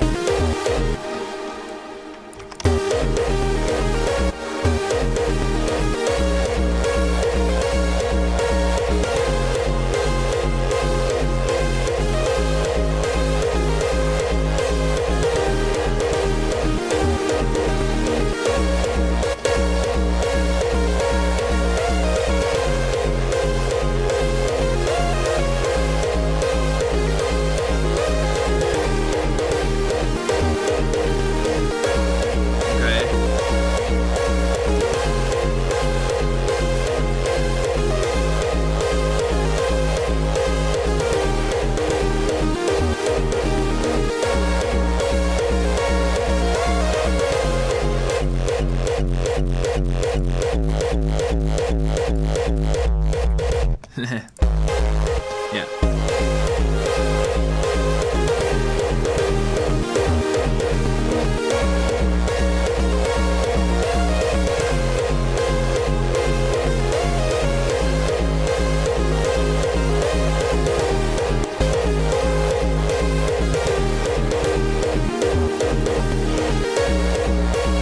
But you know, like adjusting these things is like, yeah, just the fine details is just really listening and really dialing in what you want really. So this might work for now, but like an hour later you might like, okay, or you might like compare it to another track. Then it's like, oh, this is really different. There's a lot of difference in the characteristics of everything. So that's what most of the work goes into. So let's just make an FX thingy real fast. Works, I guess.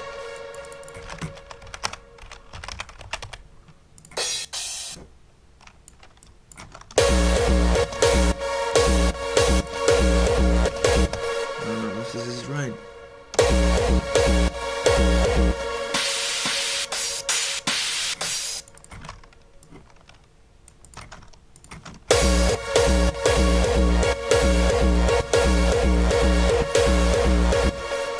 Exhausting is too.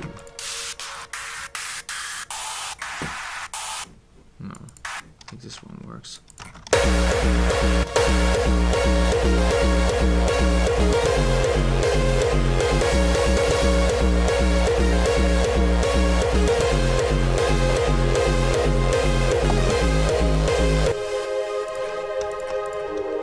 This might be too much. So I'm just gonna put on this for the drop part.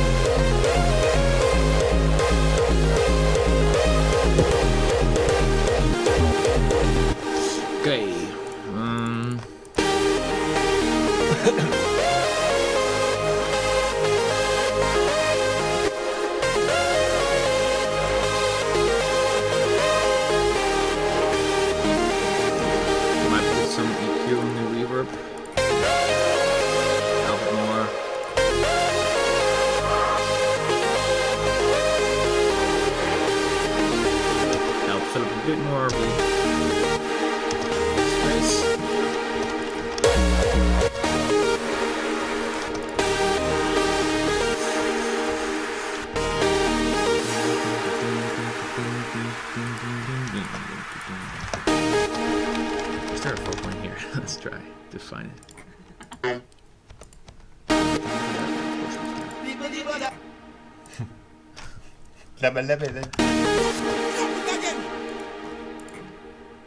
And light it up, my dozer.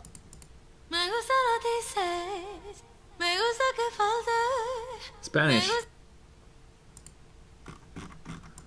Luchadora. Do you have a lot of vocal kits and stuff? Do you have some vocal, right? A lot of. Okay. You say you need. Okay. That's good enough. I just needed a phrase. 95? Is it already a 95? You say you need. Okay, let's see. You say you need me now. You say you want me. You say you need me now. You say you want me. Okay. You say you need me now. You say you want me. You say you need me now. We're gonna go real fast now because I think this might work. You say you need. Do you have autotune? This is no. Question: do you always play the pads at the drop with the melody and the kick together? No. Yeah, it really depends if it's. No,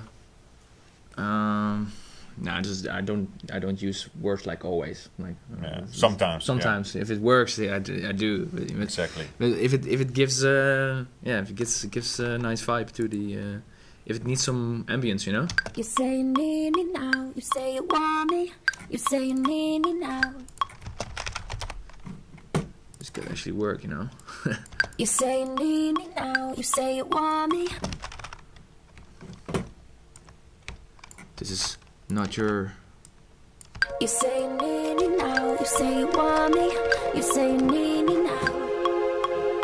You say you need me now. You say you want me.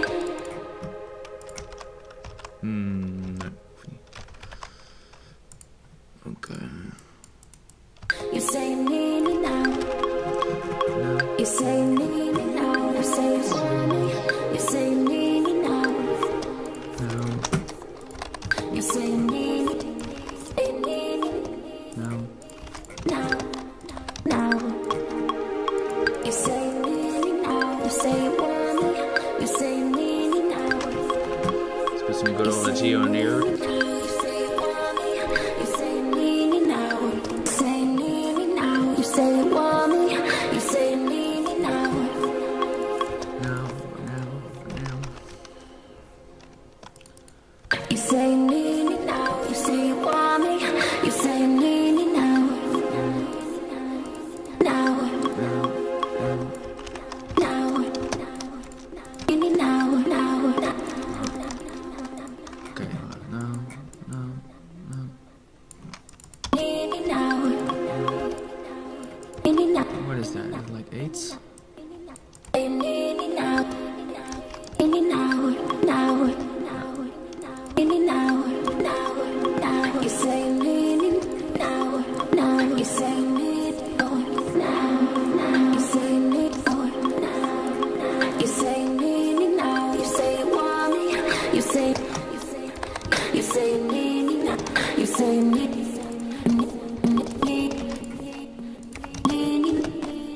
Need me now. You say you need me now. Need me now. You say you want me. You say you need me now. You say you need me now. You say you want me. You say you need me now. You say you need me now. You say you want me. You say you need me now. You say you need me now. You say you want me. You say you need me now. You say you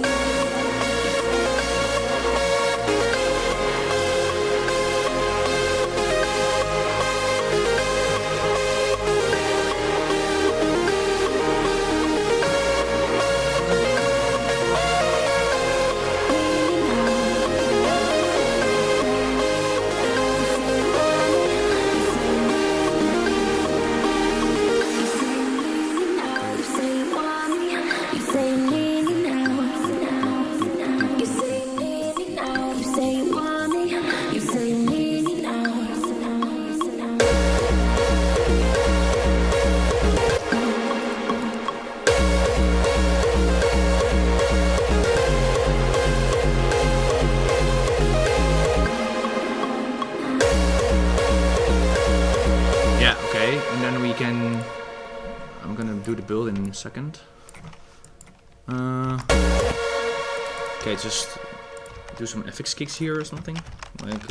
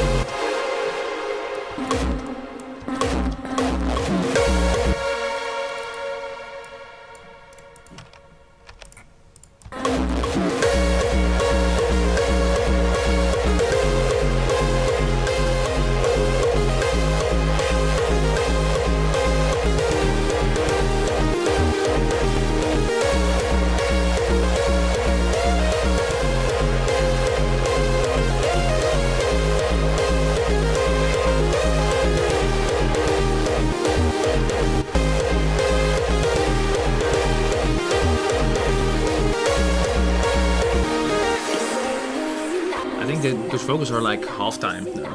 Yeah. But it doesn't matter for now, it's just an example. Yeah, and, exactly. Just to give some vibes, you know.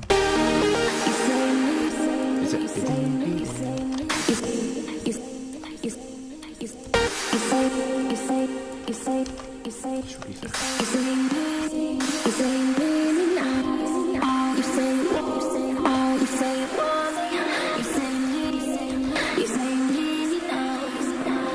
It's just because mainly those you say it's like You say me now, you say me now, you say what, you say me now, you say me now. yeah, sometimes it's a struggle with the vocals, especially when you have some a cappellas. Sometimes you need to cut word for word and place it in a place in your track to get this groove right. Of course, yeah, like a cappella, and also this example is in a different flow that you want to create. So yeah, it's a bit struggle. It's a lot of work to cut every word, place, you know, maybe stretch some stuff, maybe pitch, and yes, you name it. But it pays off. Hopefully, that's the. Luckily, I can record most of my vocals myself. Yeah, which I do, which is a lot of time saving and money saving because vocals are really expensive. yeah. If you want to have some custom made, Yeah, it's really.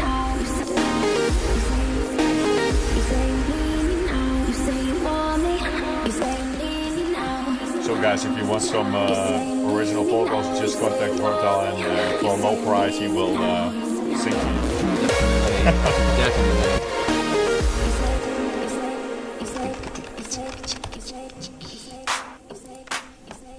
Like some collabs or something. Will you sing for me though? No way, not for $1 million. Okay, for $1 million I will sing for you. I was But about to say, no, bro, it's not my. profession. You can do anything if you want to, yo. Yeah. You can do anything if you want, yo.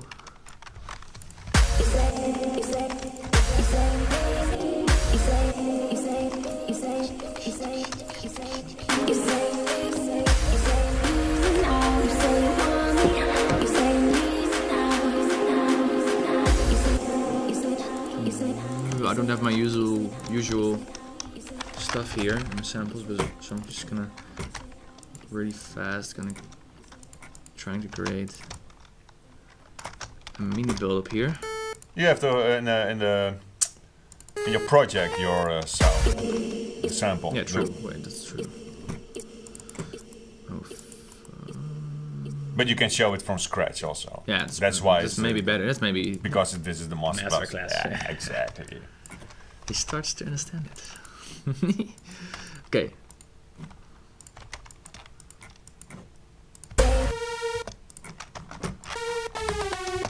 Just really trying to make him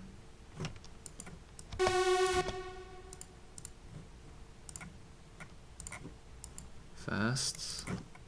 Is there any questions, by the way, Mr. Cripsis? Not yet. Not particular questions. Once again, everybody, you're giving your props for.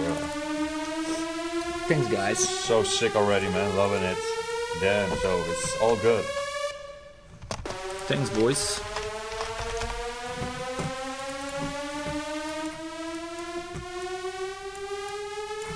Yeah, I can hear the stereo thingy.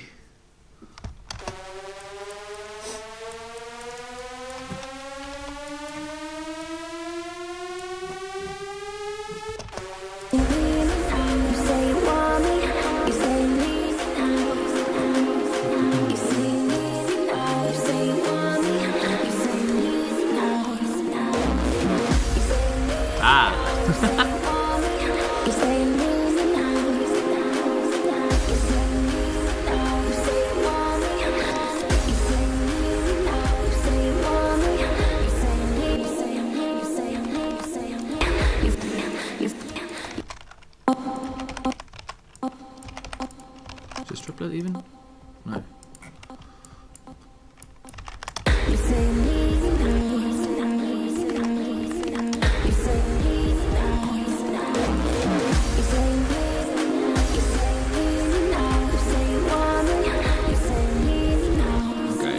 The autopen that you use, is it something like Pancake? What's Pancake? I think something like autopen. Might be. Huh? Yeah? It's this, yeah. Okay. Julian says it's the same. It's all the same. Yeah. Yeah, tremolo, indeed. But yeah, let's just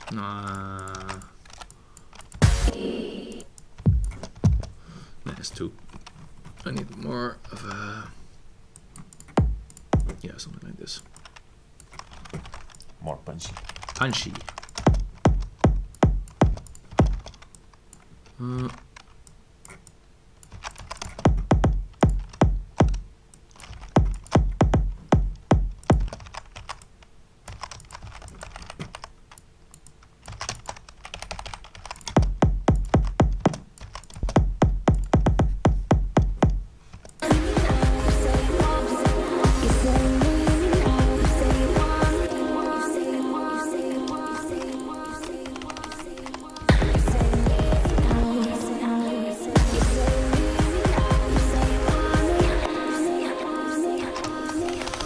Yeah, with build-ups, it's just all about automations and getting stuff in there, really. But right now, I'm just really trying my best to having it in time.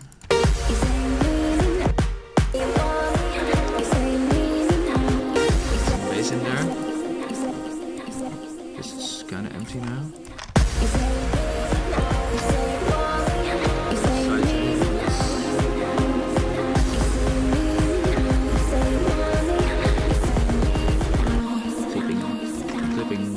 Really hard, but we can solve that by I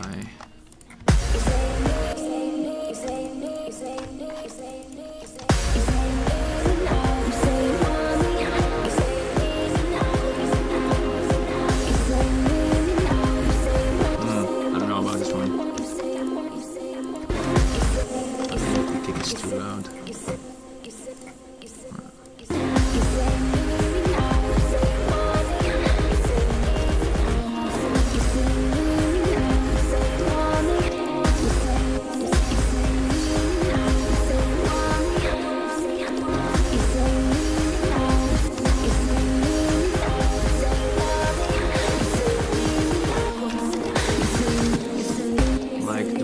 Smile here. Yeah.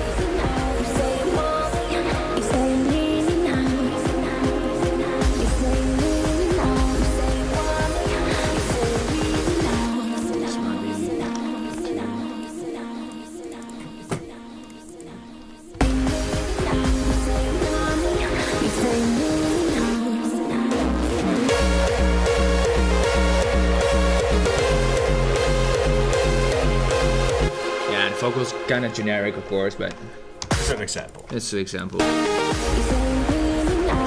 What do you guys think? Should I finish it, this track, or should I throw it in the bin? Yeah, let us know.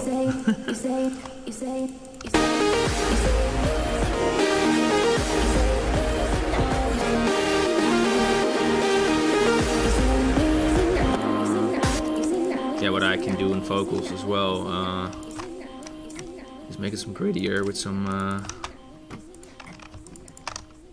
by duplicating the signal and stuff. You say you need me now. You say you want me. Having some You say distortion you on need it. me now.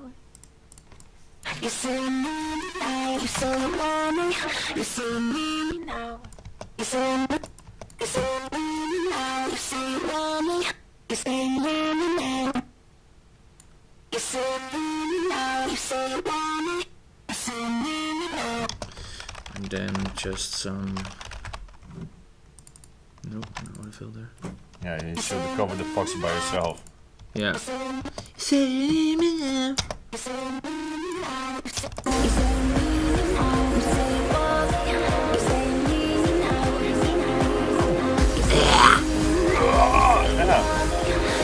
Yeah. More metal. Town.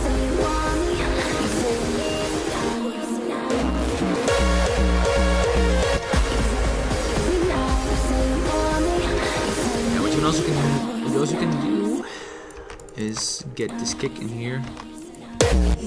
This is what a lot of like. This is what Adaro and Randy are known for. This kind of, you know, this. Yeah, I always do it. Yeah, everyone does that. I love it. It's, Yeah. You have the vibe, you know. Sometimes I just pick like a edit kick, you know. The really distorted one, and I put that one in the build.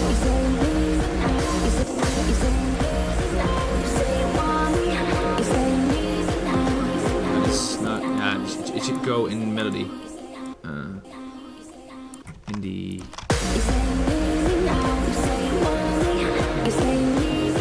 Right.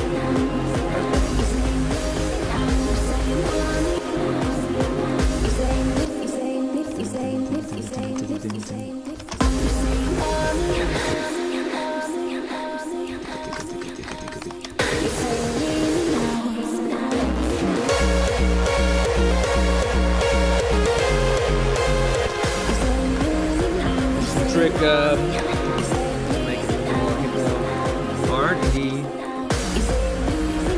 drop is to cut off the bass before the drop.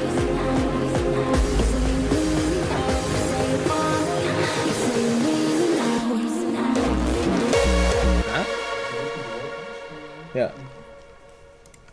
Cijfers.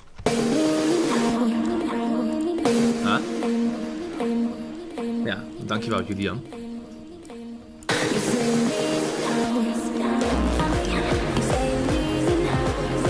Yeah, but do you have more tricks, like for the build-ups or overall for your mixing? We have some tricks that you...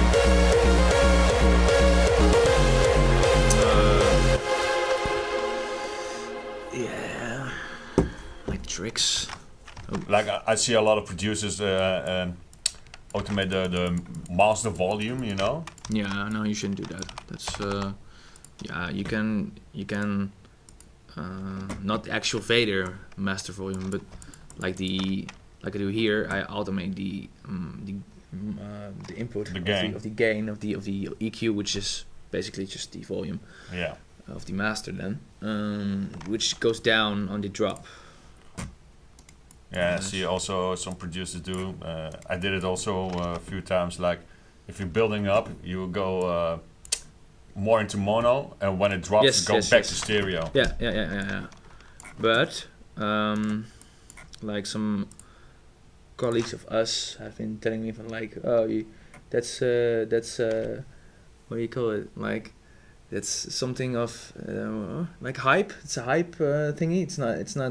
That's not something that's going to last forever or something like. But I think it's just a mixing trick. I use it all the time. Like they're saying like, oh, like you make it too mono, you know? You make it you go too far. You told me that also sometimes, that I go too far with mono and cutting it into the build, you know? Yeah. But I think it's just preference, really. Yeah.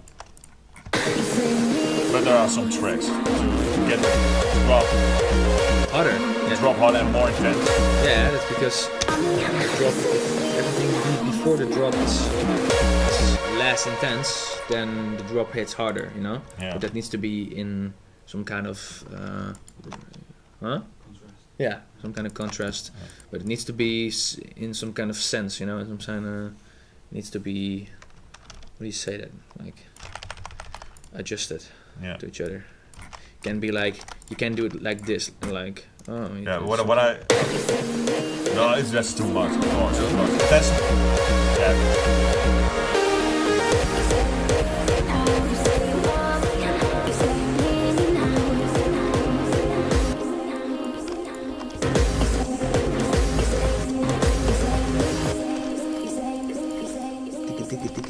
Tiki. Oh. Zeg kun je nog dat die man van vroeger, die achtergrondritmes en zo. Oh ja. Yeah. Ja. In the break of in the build? Of wat bedoel je? So yeah, you have some sounds that always when your track is playing, there are always some sounds behind everything. But when you notice when you delete it, you know. But yeah, like I could. So for instance, in this track, this drops. Do you have something in mind that maybe can fit the track? You could easily just do that like this, or like something stupid like this. Like maybe this is halftime, I guess, but we can do something about that.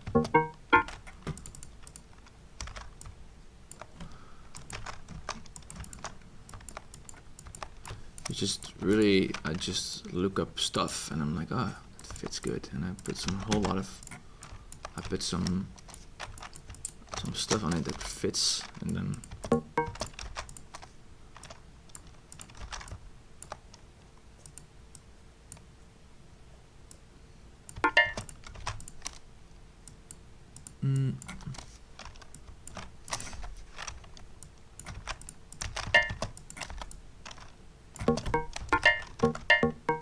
So, and it's done. No. Oh yeah, it is done. I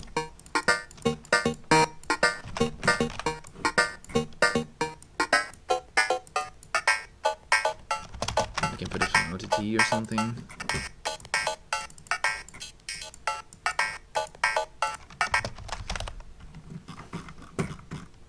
Just giving you an example on how right now my mind tells me what to do.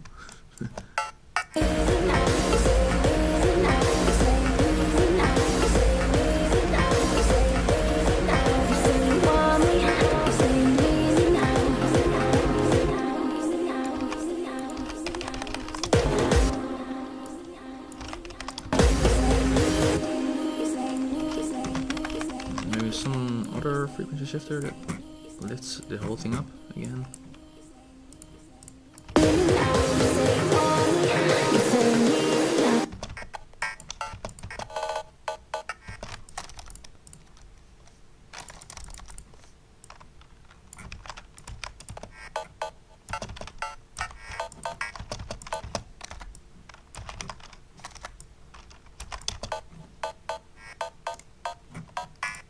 No, it's not in key. Not in.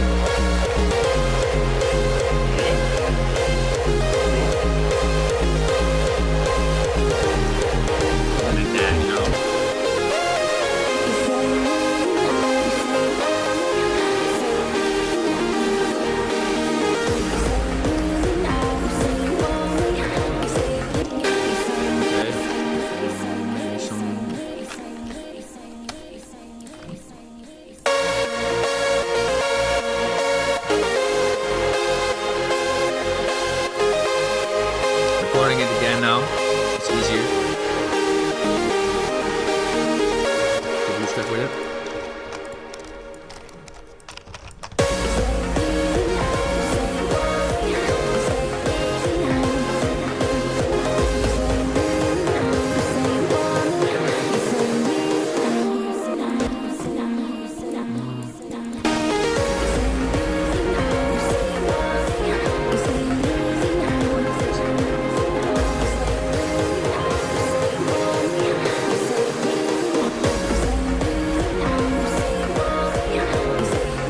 By the way, some things may sound like shit right now because I really can't hear properly right now because the speakers here and stuff. But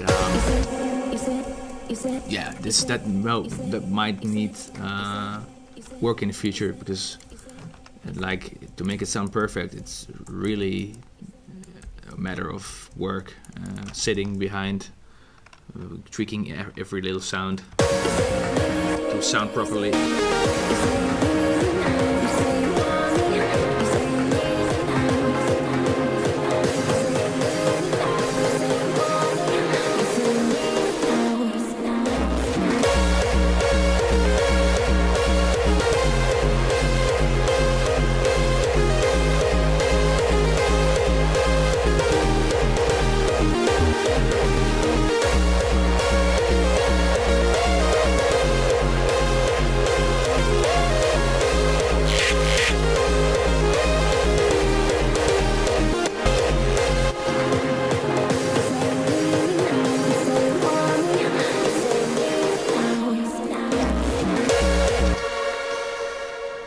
So yeah, You say need me now, you say you want me, you say need me now. liedje. Oké, wacht. Ik pak ik nog even aan vast. And maybe we have some time. I don't know. We created like a Screech, and when you have like melody like this, and how do you approach it like an anti-drop? You know. Oh yeah, that's really. Because now it's just the melody. But Yeah, this is just the melody part, of course. But yeah, that also really depends. It always depends. On everything, it depends on the vocal. It depends on the. Yeah, that is really just puzzling, you know. Yeah. It's just really what's you know. One day I come up with a drop and I'm like, okay, just put it here, and then the other day I'm like, okay, it doesn't sound that impactful, so I'm like, okay, let's just not do that. Then I wait for another 3 days or something. I try something different, and I'm like, okay, that sounds better. That sounds pretty cool. But I always wanted antis to have impact. You know, that if there's a dance floor, that people like really get smacked in the face. You know, like Yeah. that's what I think is the most important thing with hardstyle shit. At least for my style. Yeah. For the things I like to do is like really defined musical things and sound design, and then combined with really like nasty stuff, you know. Yeah. Like I'm not sure if you heard my collab with Adaro. I'm not sure if he sent you. No, not yet. Yeah.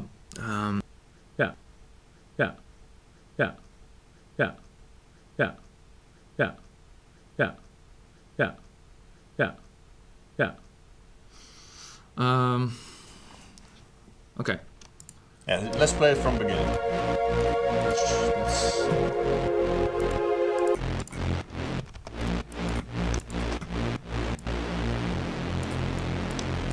Okay, wait a second. Really.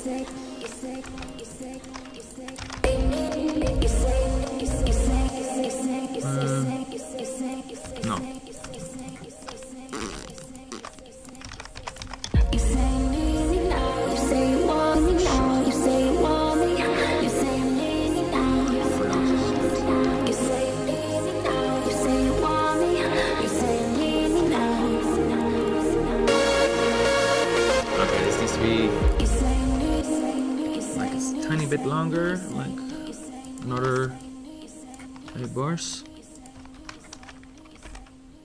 Yes. And then I would.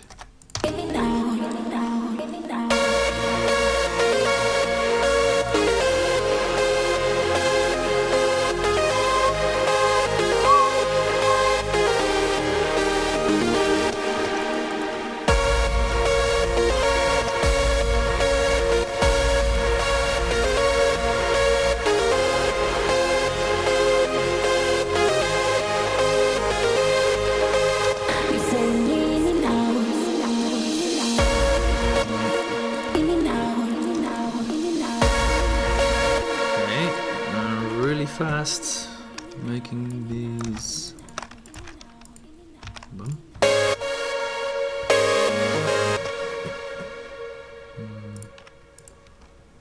Oh ja. What? Kan de camera misschien geschakeld worden naar het programma? We kijken alleen maar naar... Kan ook leuk zijn. Ja. Dat je mensen ziet van...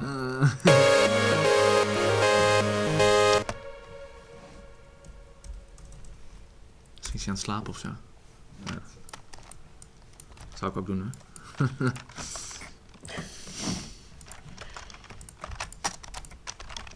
Dus. Almost ready. Almost ready.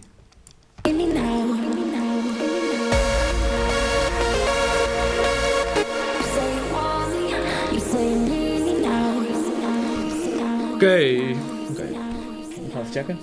Let's go. Oké, let's go.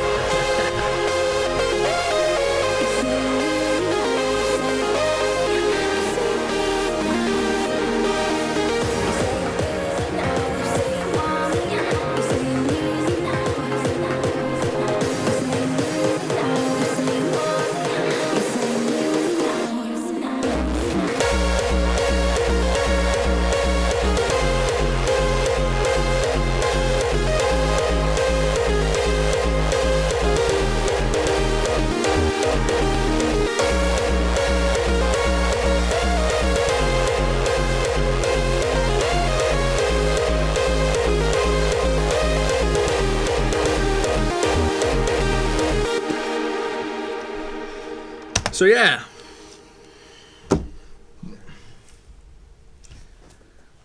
Sounds pretty good.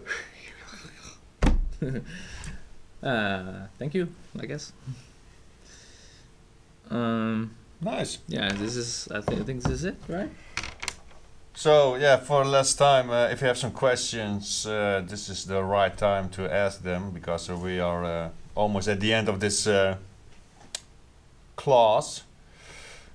There is some delay, so we have to wait, of course. Yeah. Do you have maybe some more tips and tricks for beginning the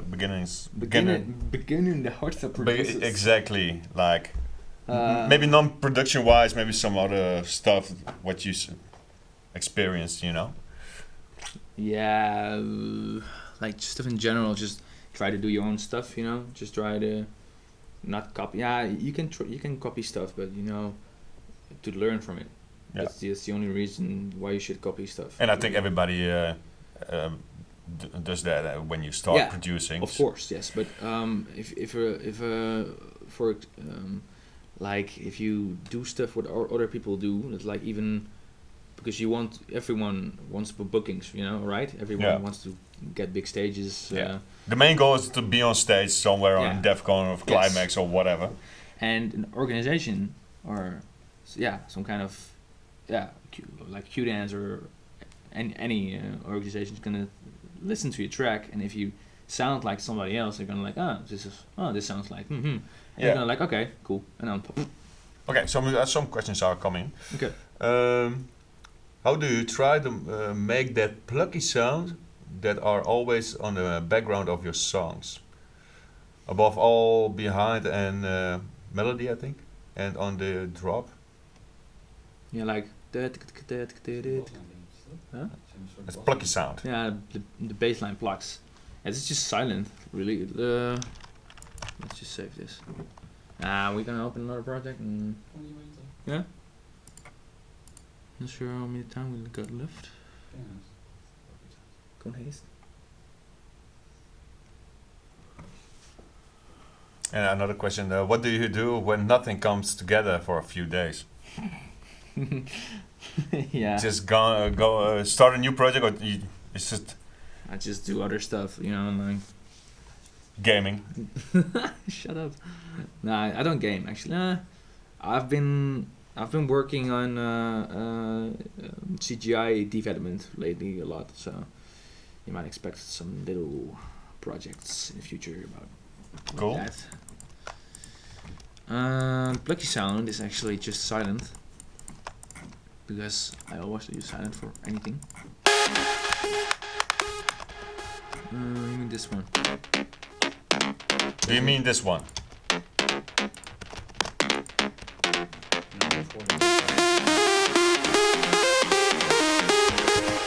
Ja? Nou, we hebben iets decay natuurlijk. Maar ik denk dat hij dat bedoelt. Ja, dat is gewoon Sylenth. So it's just Sylenth and. Ja, het is echt really basic. Again. But I think all together. So all together, yes. The small plugs and with all together that makes it come to life, Yes, indeed. It doesn't matter how good the sounds on its own if it doesn't sound good with other sounds, Exactly. That's the whole point. So he means this one. So it's from Sylenth one. Yes. And Jawel. It's gewoon just some cutoff. But I always do this different, so